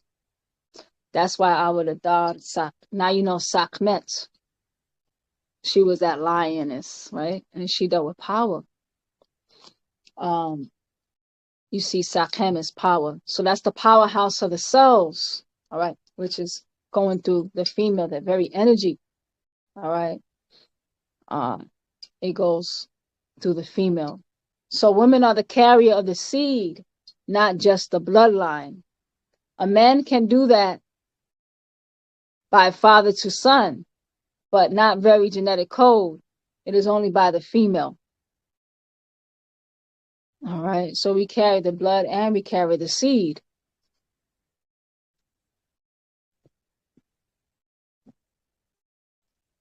All right. 46. And if we trace it down in their religion and Bible and Quran, it starts right here in Genesis chapter 1, verses 27. So Elohim created mankind, Adamine, as in plural, Adamine. All right. So that's a plural for Adam. In his own image, in the image of Elohim, created he him. Zakar, remembered, a male from Hebrew Strong's number 2142, as in Zakar, the mark, to mark, as to be recognized, to remember, to mention. And Hebrew Strong's number 5347, female from Nakab, to puncture, to specity, or designate, created he them. So you see, male must be marked to be remembered, yet female is designated. So it starts with the placement of the mitochondrial DNA in the female. That makes sense. So the woman is designated, the male is marked. But what do we mean by that? So we can see that, well, that X, you can pull a Y out of an X, but you cannot pull an X out of a Y. All right. So you can mark that genetic, all right, to specify a certain, so it's like, okay, we're going to give him a specific job, create a he, by marking that genetic where we want it to. So how we want it to personify the kind of nature we want to. All right. So you can do that to the X chromosome. All right. So you see, a male must be marked, be remembered, yet a female is designated. So it starts with the placement of the mitochondrial DNA in the female, 47. And from there, you can trace it down from Eve. It would have stopped, yet it says in Genesis chapter 5, verses 4, that Adam and Eve had sons and daughters. It's the daughters who carry the genetic code of the Elohim.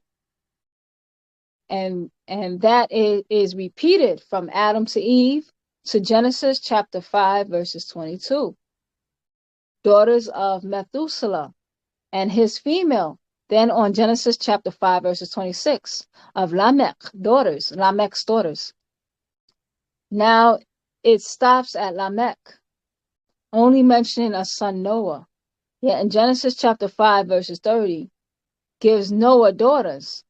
So besides 3 sons, Noah, Shem, Ham, and Japheth, there were daughters of Noah, as you read in Genesis chapter 6, verses 1. And what does it say? Which gender was the sons of Elohim interested in? All right. So what are the extraterrestrials interested in? I quote 1. And it came to pass that men,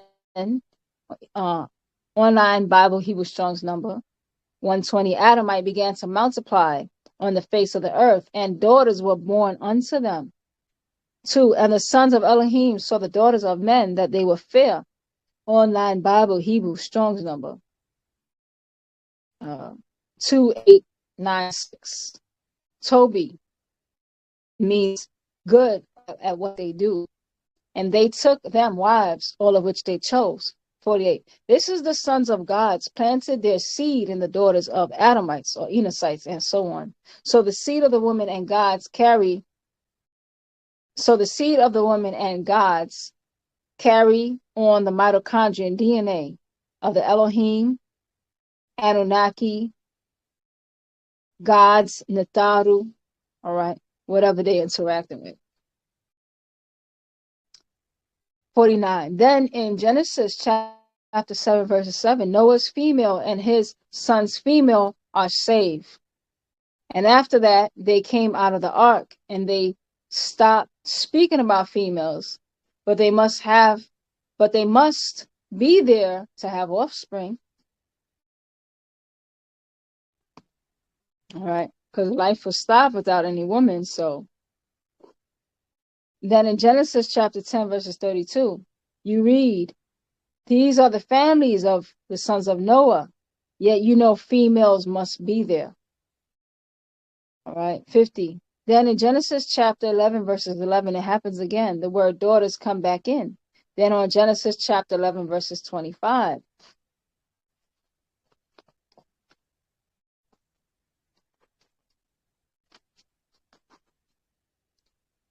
And Noah, after he begot Terah 199 years and begat sons and daughters, but then it stops again until Genesis chapter 11, verses 29.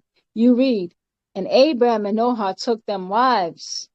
The name of Abraham's wife was Sarai.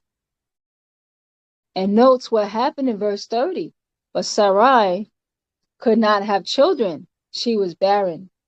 Online Bible Hebrew Strong's number. Online Bible Hebrew number is 6135. As in Ikar, sterile, as it expirated in the generative organs. If you look, you will see the word as Online Bible Hebrews number 6137 as stumped, knotted, tied. Her tubes were tied. All right, we're going back to the root word. So why was she sterile? All right, based on the word that you use, you can see, okay, why. So it has something to do with being knotted. All right, tying your tubes.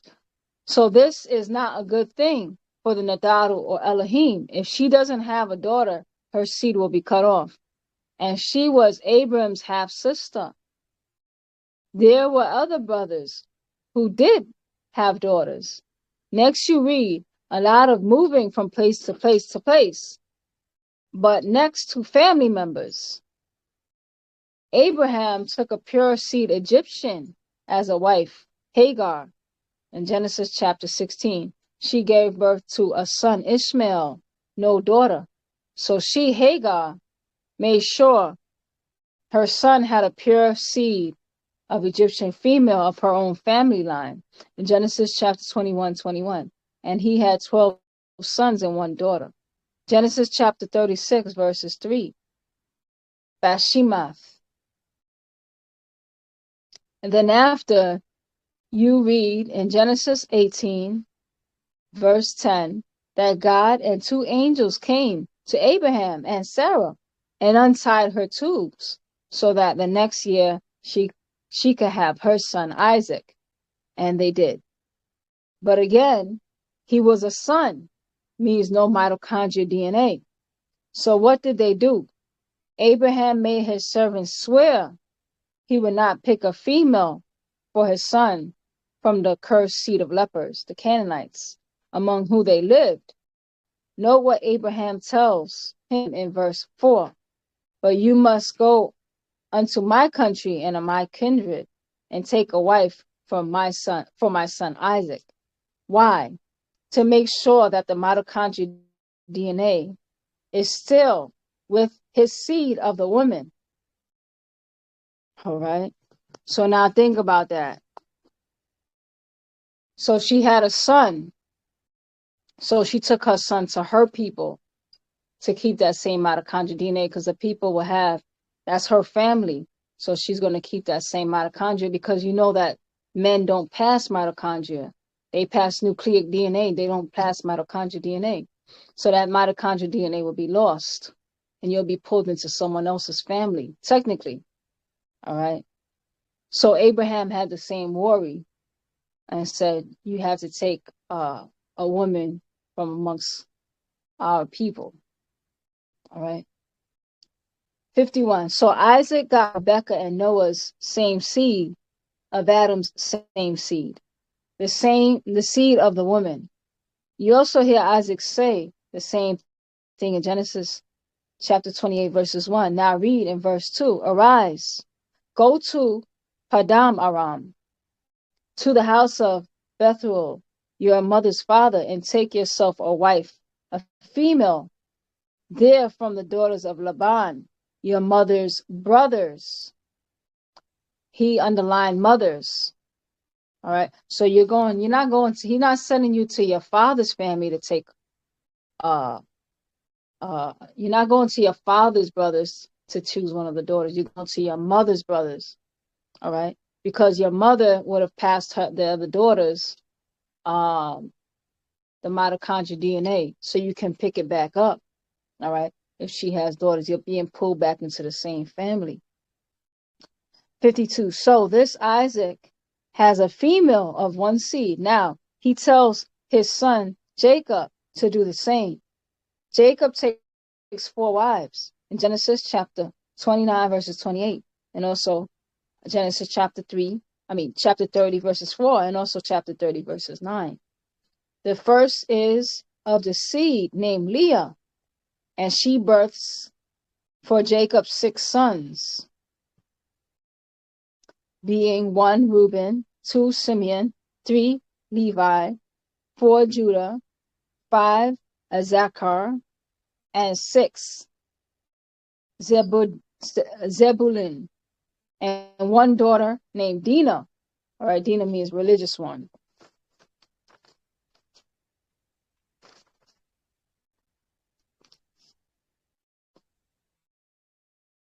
He also had a wife, Bilhah, no daughter, and Zilpah, no daughter, and then Rachel, no daughter. So the son of Jacob and Rachel, named Joseph, takes a wife of pure Egyptian blood. Bring the pure seed back into the family on that side. While the Levi, you get Moses, Aaron, what his sister Miriam, down to Elizabeth and Mary, mother of Jesus. And from Judah, you get down to Mary Magdalene, the wife of Jesus, and their daughter Sarah. From scrolls of Nag Hammadi, uncovered in 1945 AD in Egypt. 53. So, the seed of the women in their Bible carried down to now. Yet note, these were in fact Egyptians, not as you read in your Bible, Jews. All right. So the reality is that they're taking our stories, changing our identity, and slapping their stories onto what is really their identity onto our stories. All right.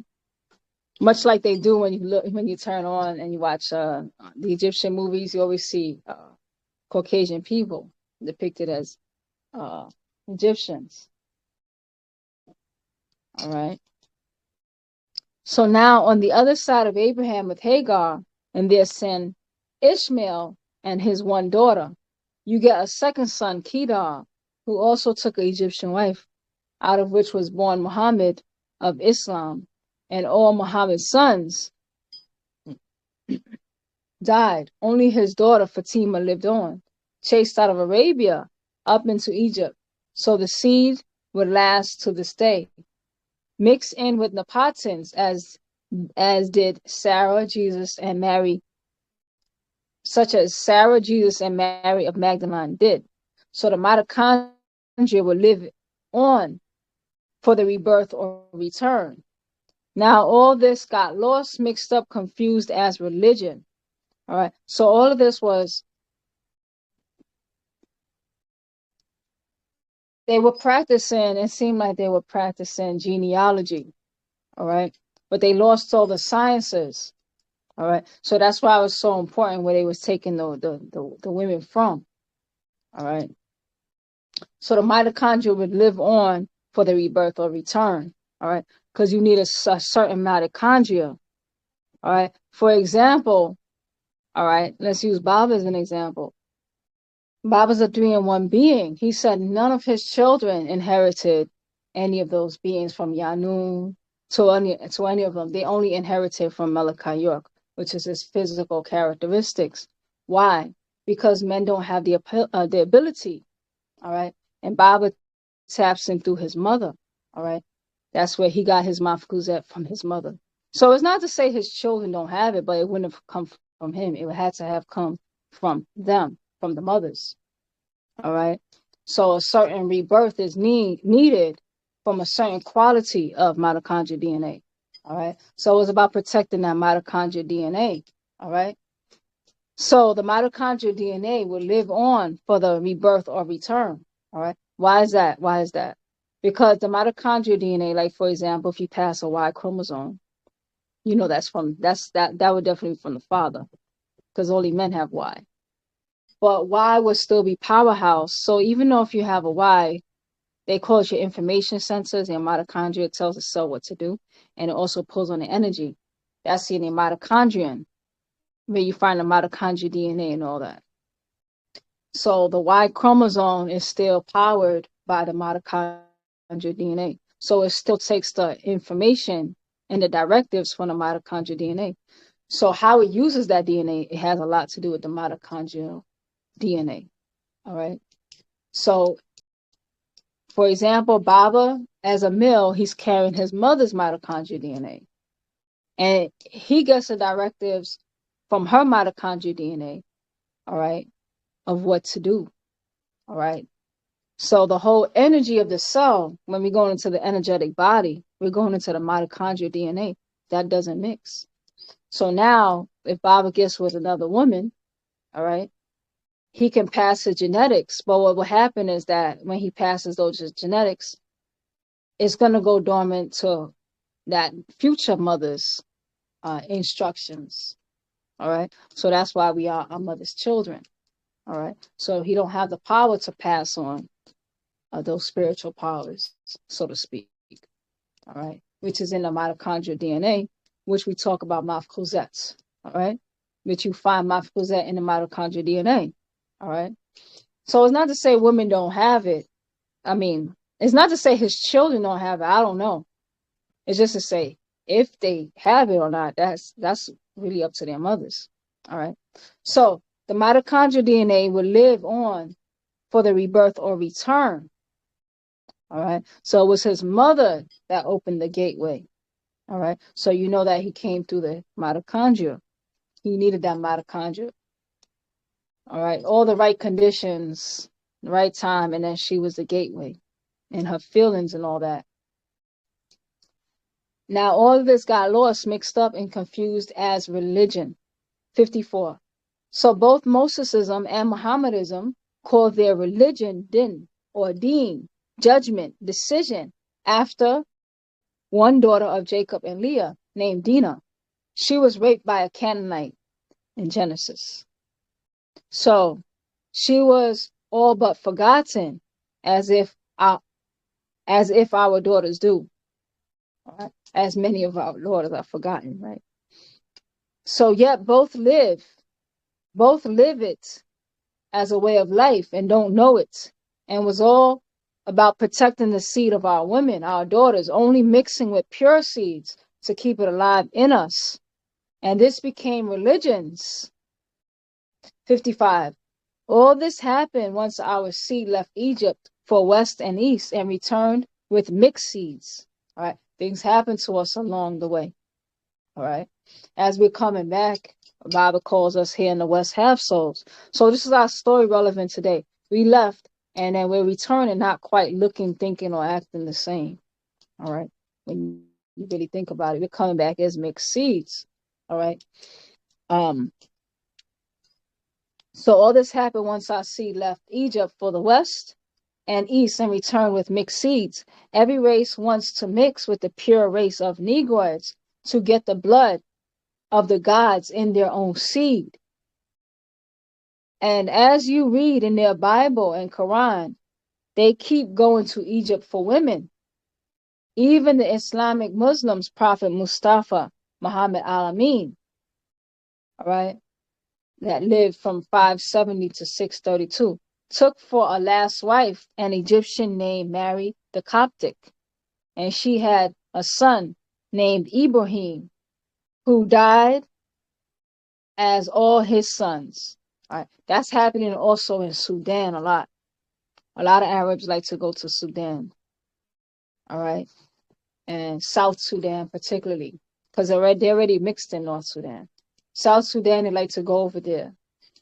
And that's why there's so much devastation. And some families actually sell their daughters, all right, to the Arabs, all right. So yet, he chose that name out of so many to make the statement of Abraham of old, if he ever exists as they claim him, while we have our own records of all people in their Bible and Quran as being Egyptian, and we have them physically as well as on record, while they claim people who after thousands of years have not found the bodies, only what they claim, all right? So that's called faith, belief, blind faith, while they ignore the facts being uncovered every day in Egypt, and Egypt is in Africa, all right? So the reality that they took our stories and slapped their identities on it. Our stories can be confirmed. Their stories is just a myth, all right? But they call our stories Egyptian mythology. 56.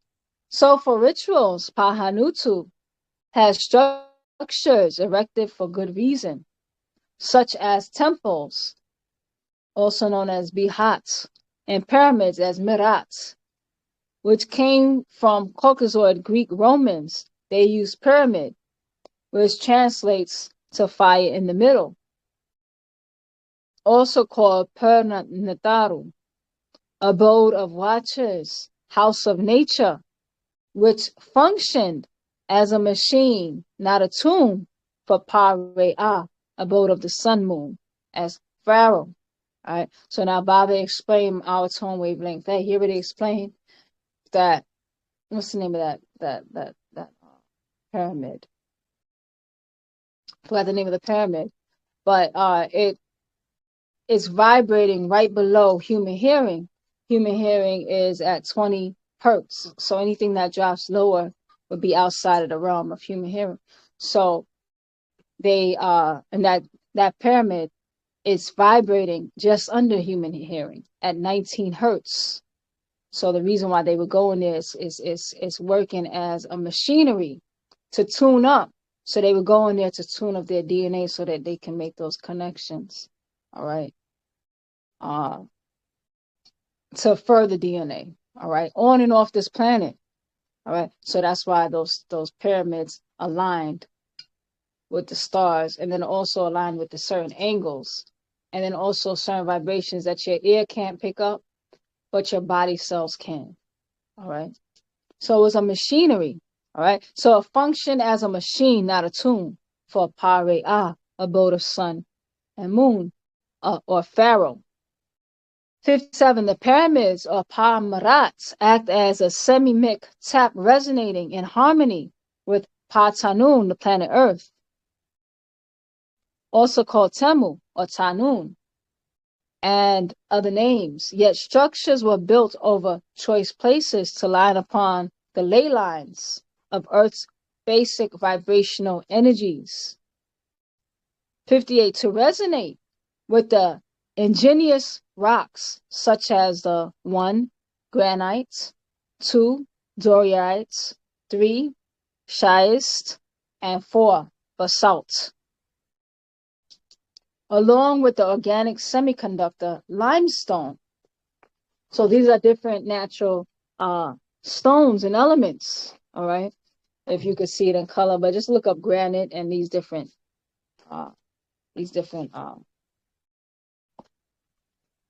stones, all right? To generate, so what was the purpose of lining up with those minerals. To generate a harmonic acoustic amplification of the basic energy on a certain tone or sound, or keep notes such as F flat, F major, and F sharp. All right. So it's lining up with the coordinates here on Earth. All right. Because we know that F is for the vibrations of Earth.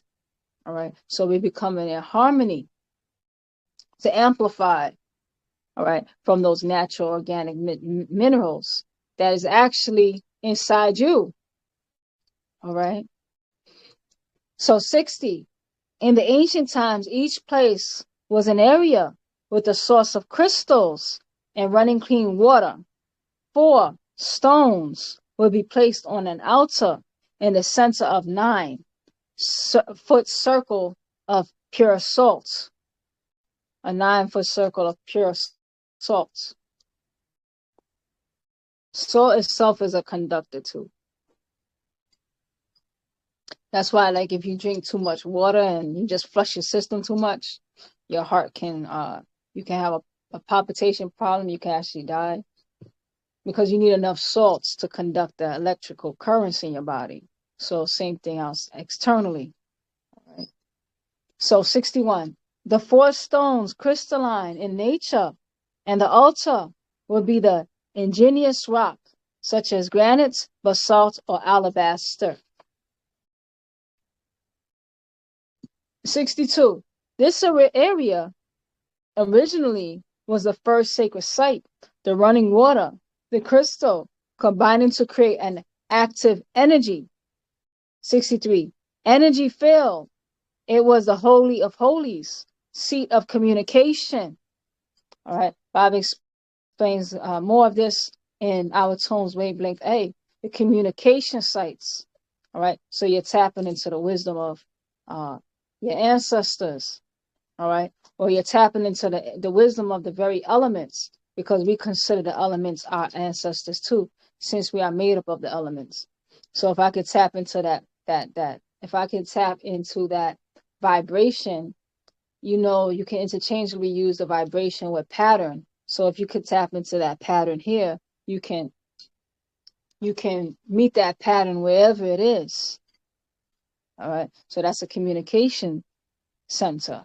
So we are 63. Energy filled, it was the Holy Holies, or Holy of Holies, seat of communication.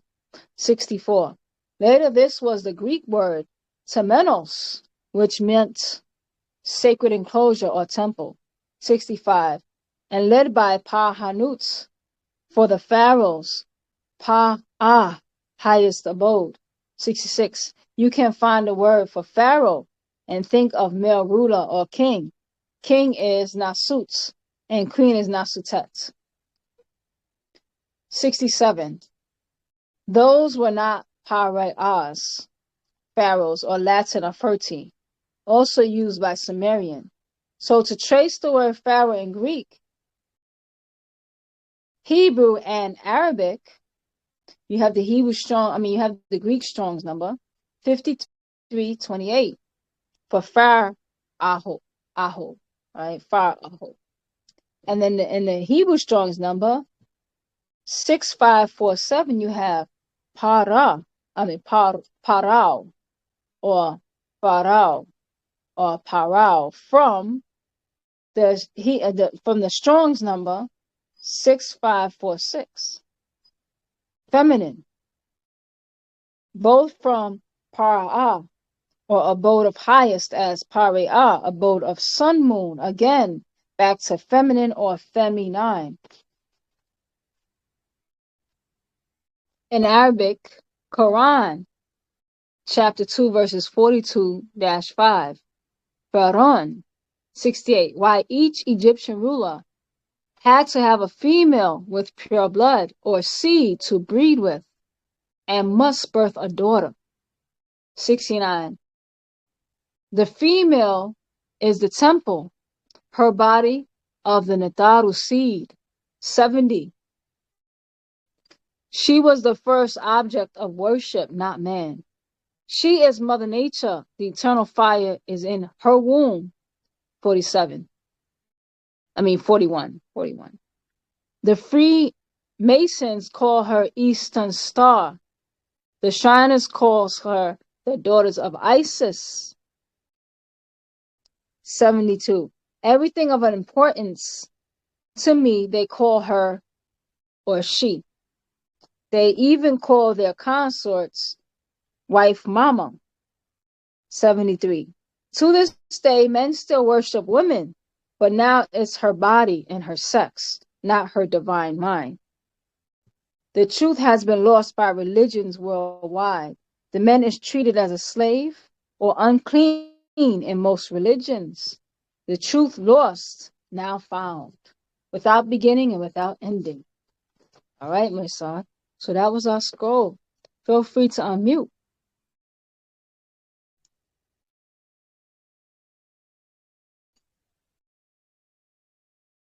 All right. So I'll ask some questions that's actually in the back of the scroll.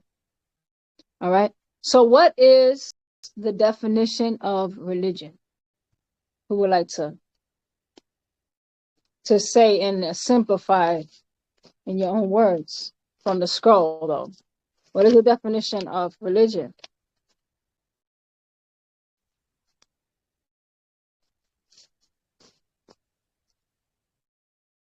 All right.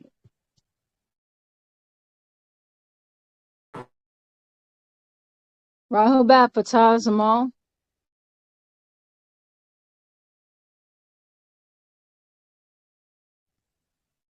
All right.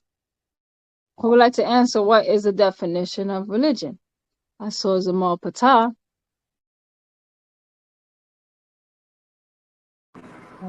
Okay, I'm sorry. I thought you could hear me.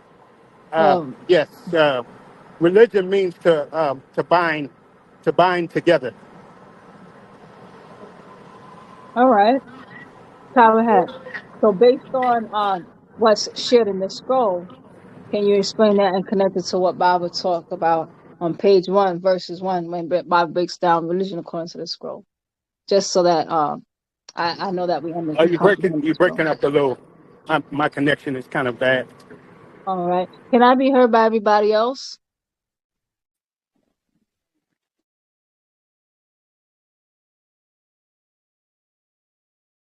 To a loud and clear.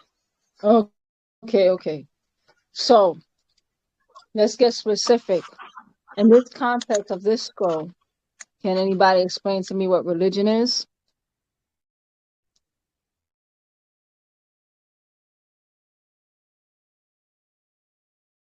All right. So here's the answer. Religion is a system of faith, beliefs, and worship rules and rituals. All right.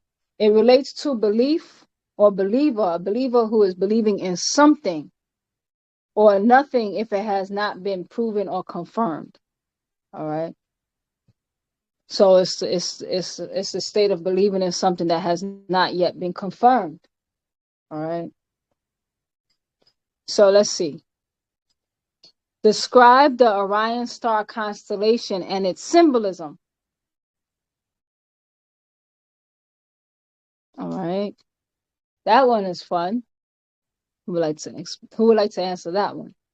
Now, according to this scroll, describe the Orion star constellation and its symbolism. All right. So maybe there's a little clue. How many stars does the Orion star constellation? How many are composed of?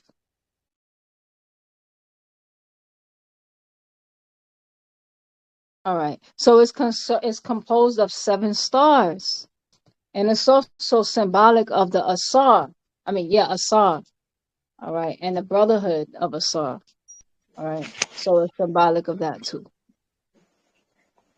Rahabat, which is where the Seven Sisters thing comes from as well, doesn't it?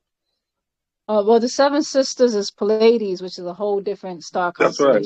constellation. Yeah. Those are 2 different star constellations, both having 7 stars. Yes, 7 stars. Could we go back to page 15? Yes. No, sorry, page 13. and 14, but more, yeah, more 14, where you were talking about Shay, where they get Satan from. Now, Right. obviously, this being, this deity, was not depicted as a disagreeable deity, was it?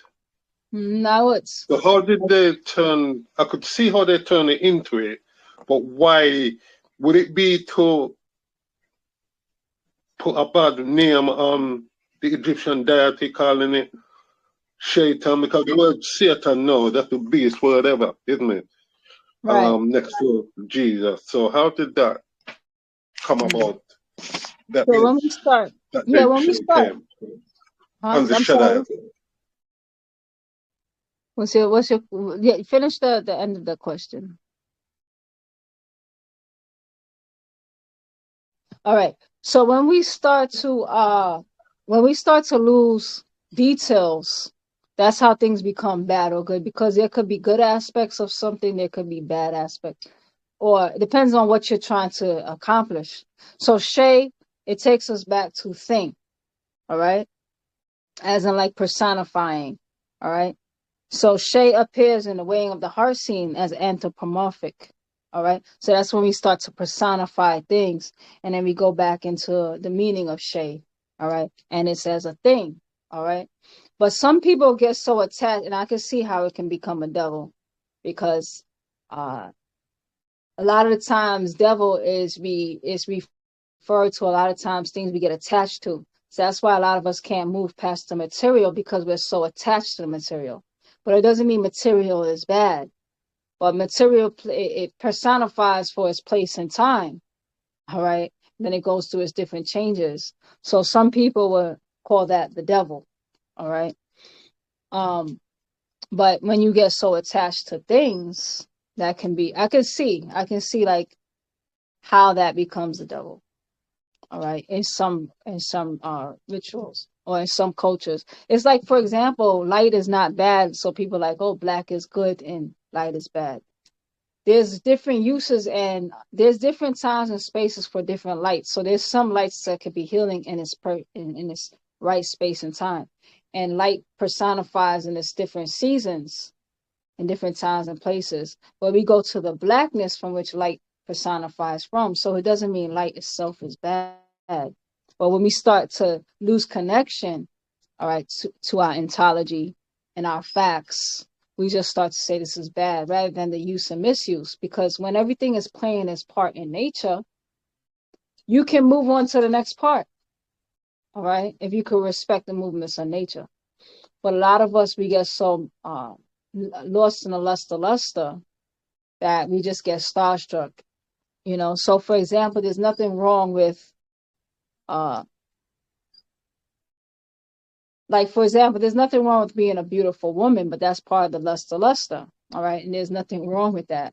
But there's a lot more to it. So if you're stuck on that, you can get deceived, because is it a good force behind it, a bad force? So we don't ignore luster, but we see the different places in time. So we have the anthropomorphic when things start to appear. And that's why you see Shay at the weighing of the heart's ceremony. And that's why you keep yourself light. So we're constantly cleansing. You keep your heart light. And sometimes we get so attached to these things or events and we can't move forward. So we get stuck in different realms. But you see that Shay is part of our rounding ourselves out. So that's how I would say that happened. All right. How our facts turned into religions. All right. Where we start to demonize. It's like you're demonizing an aspect of nature. All right. When it's just another aspect of nature. All right. Although there's points before that manifested. Before manifestation came, we were in darkness, but it doesn't make manifestation evil per se. I don't know if that answered you, Zamal Kamem, still. Yeah, sure. Nakuk fahum zamalta overstand tauta. Okay, that was a good question though. All right. So what is another name for the Sirius star constellation. All right. So now we have, in this scroll, we have one name, but later on we got another name. And clue is part of what we go by now, too.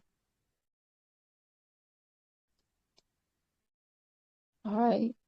Who would like to tell us another name for the Sirius star constellation?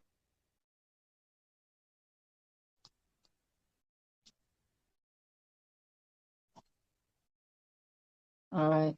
So Sabdetu, you might hear refer to that, and also Sabat. All right. So Sabat is also named for Sirius star constellation. Even though Sabat also means star, but you'll see Sabat also taking us to the Sirius star constellation. All right. So what does the word absent mean in 432 in the Quran, chapter 432? All right. Well, how do they use it? Let's just reword that question. How is the word absent used in the Quran, chapter 4, verses 34?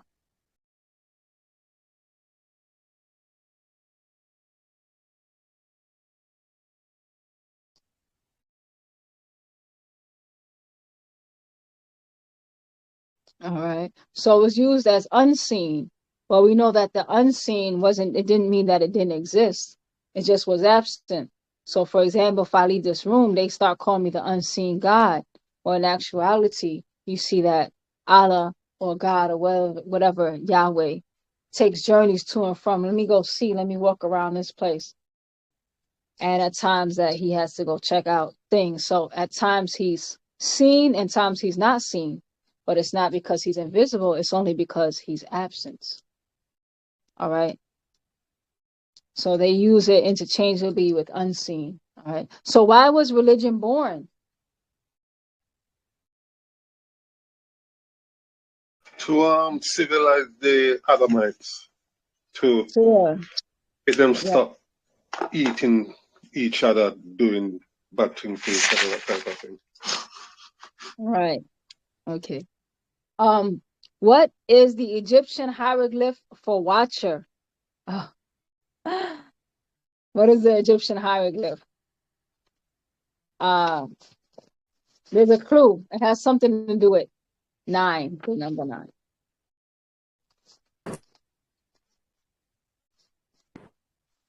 The Egyptian symbol for watcher, and I'm just making sure. I see Ptah. Yes, Zamal. Is it the three flags, which symbolizes the three nines? Yes. Yes. All right. So let's see. Let's see. Let's go to that page 2 for watchers. All right. So we go into page 15. 15. Yeah.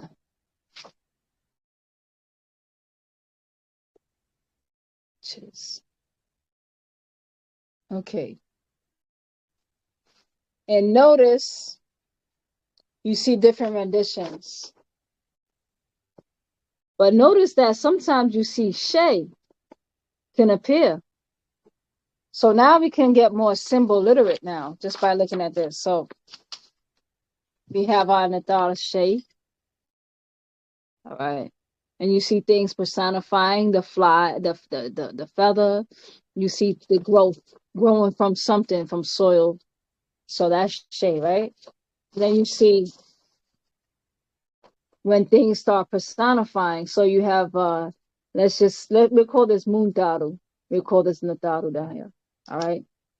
Because you see the materializing over here. This is the materializing, like a woman's pregnant belly, when you're giving birth to physical natures, and you see the dematerializing as a thing, all right, or personify when it wants to come forward, all right.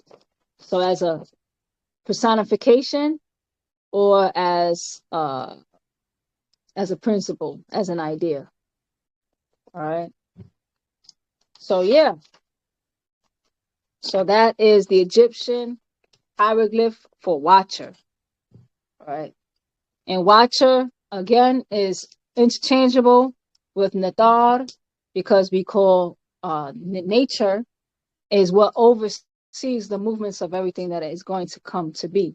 All right. So it oversees all of our movements. All right. So now list the 6 sons of Tatum. Who would like to list the 6 sons? Well, we'll come back to that question. So in the meantime, if somebody gets it, we're going to move on to the next question. What does Asar mean?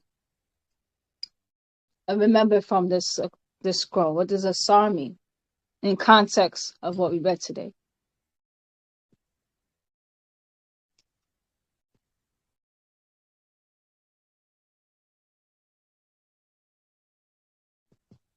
All right. So remember, Asar means to extract from. And also, Asar is not just a person, it also represents a brotherhood. All right. That takes them back to Orion. So that's on page 17. Asar means to squeeze or to extract from. All right. So now, let's see.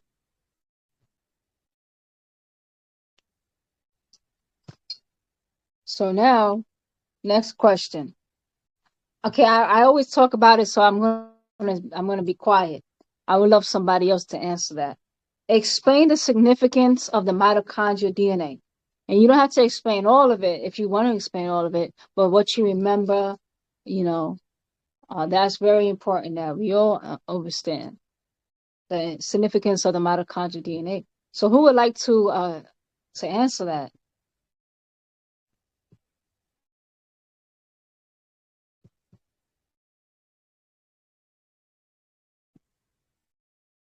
All right. I'm going to call on somebody because I really want us to know that one. I'm going to call on Tut Ak Amun Zamal. You have the floor. You could tell us the significance of the mitochondrial DNA.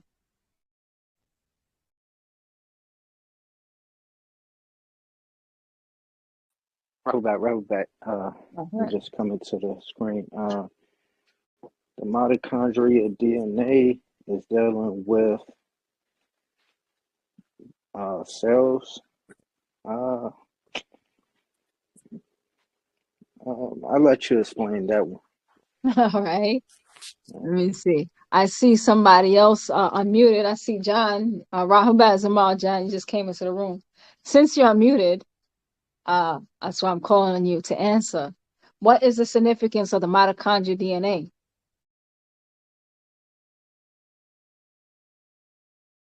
All right. Let me see. Let me call on Zamaltat.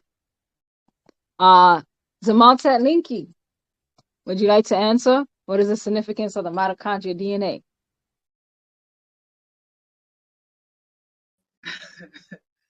Rahobat. It is passed on from mother to daughter, and it keeps the family lineage from the mother's side. That's my understanding of it. Right, that's correct. That's correct. All right. Can somebody explain why is that? All right. Let's see. Would anybody like to? Let's see. I'm gonna call on the let's call on the other Zamaltat. Her seed, Zamaltat, Rahubat.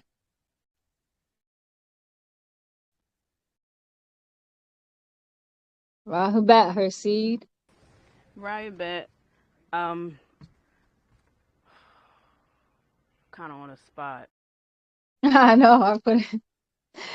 You can if you remember 1 or 2 aspects of it, that's okay too. I do know it's something that is like the others of Maltet. I'm sorry if you can't hear me. This say it's something that's passed down from mother to daughter, but I do know the men do carry it, but they don't pass it on. If that's coming out correctly. Okay. And for the brothers, where do they get their mitochondrial DNA? The woman. I'm sorry, I Right. missed that. They get it from their mothers too. All right. So we all get our mitochondrial DNA from our mothers, and it doesn't mix. But our nucleic DNA mixes, our mitochondrial DNA doesn't. All right.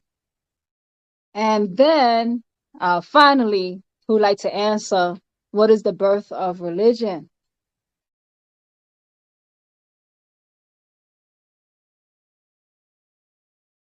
All right. So we define what religion is, but how did it give birth to?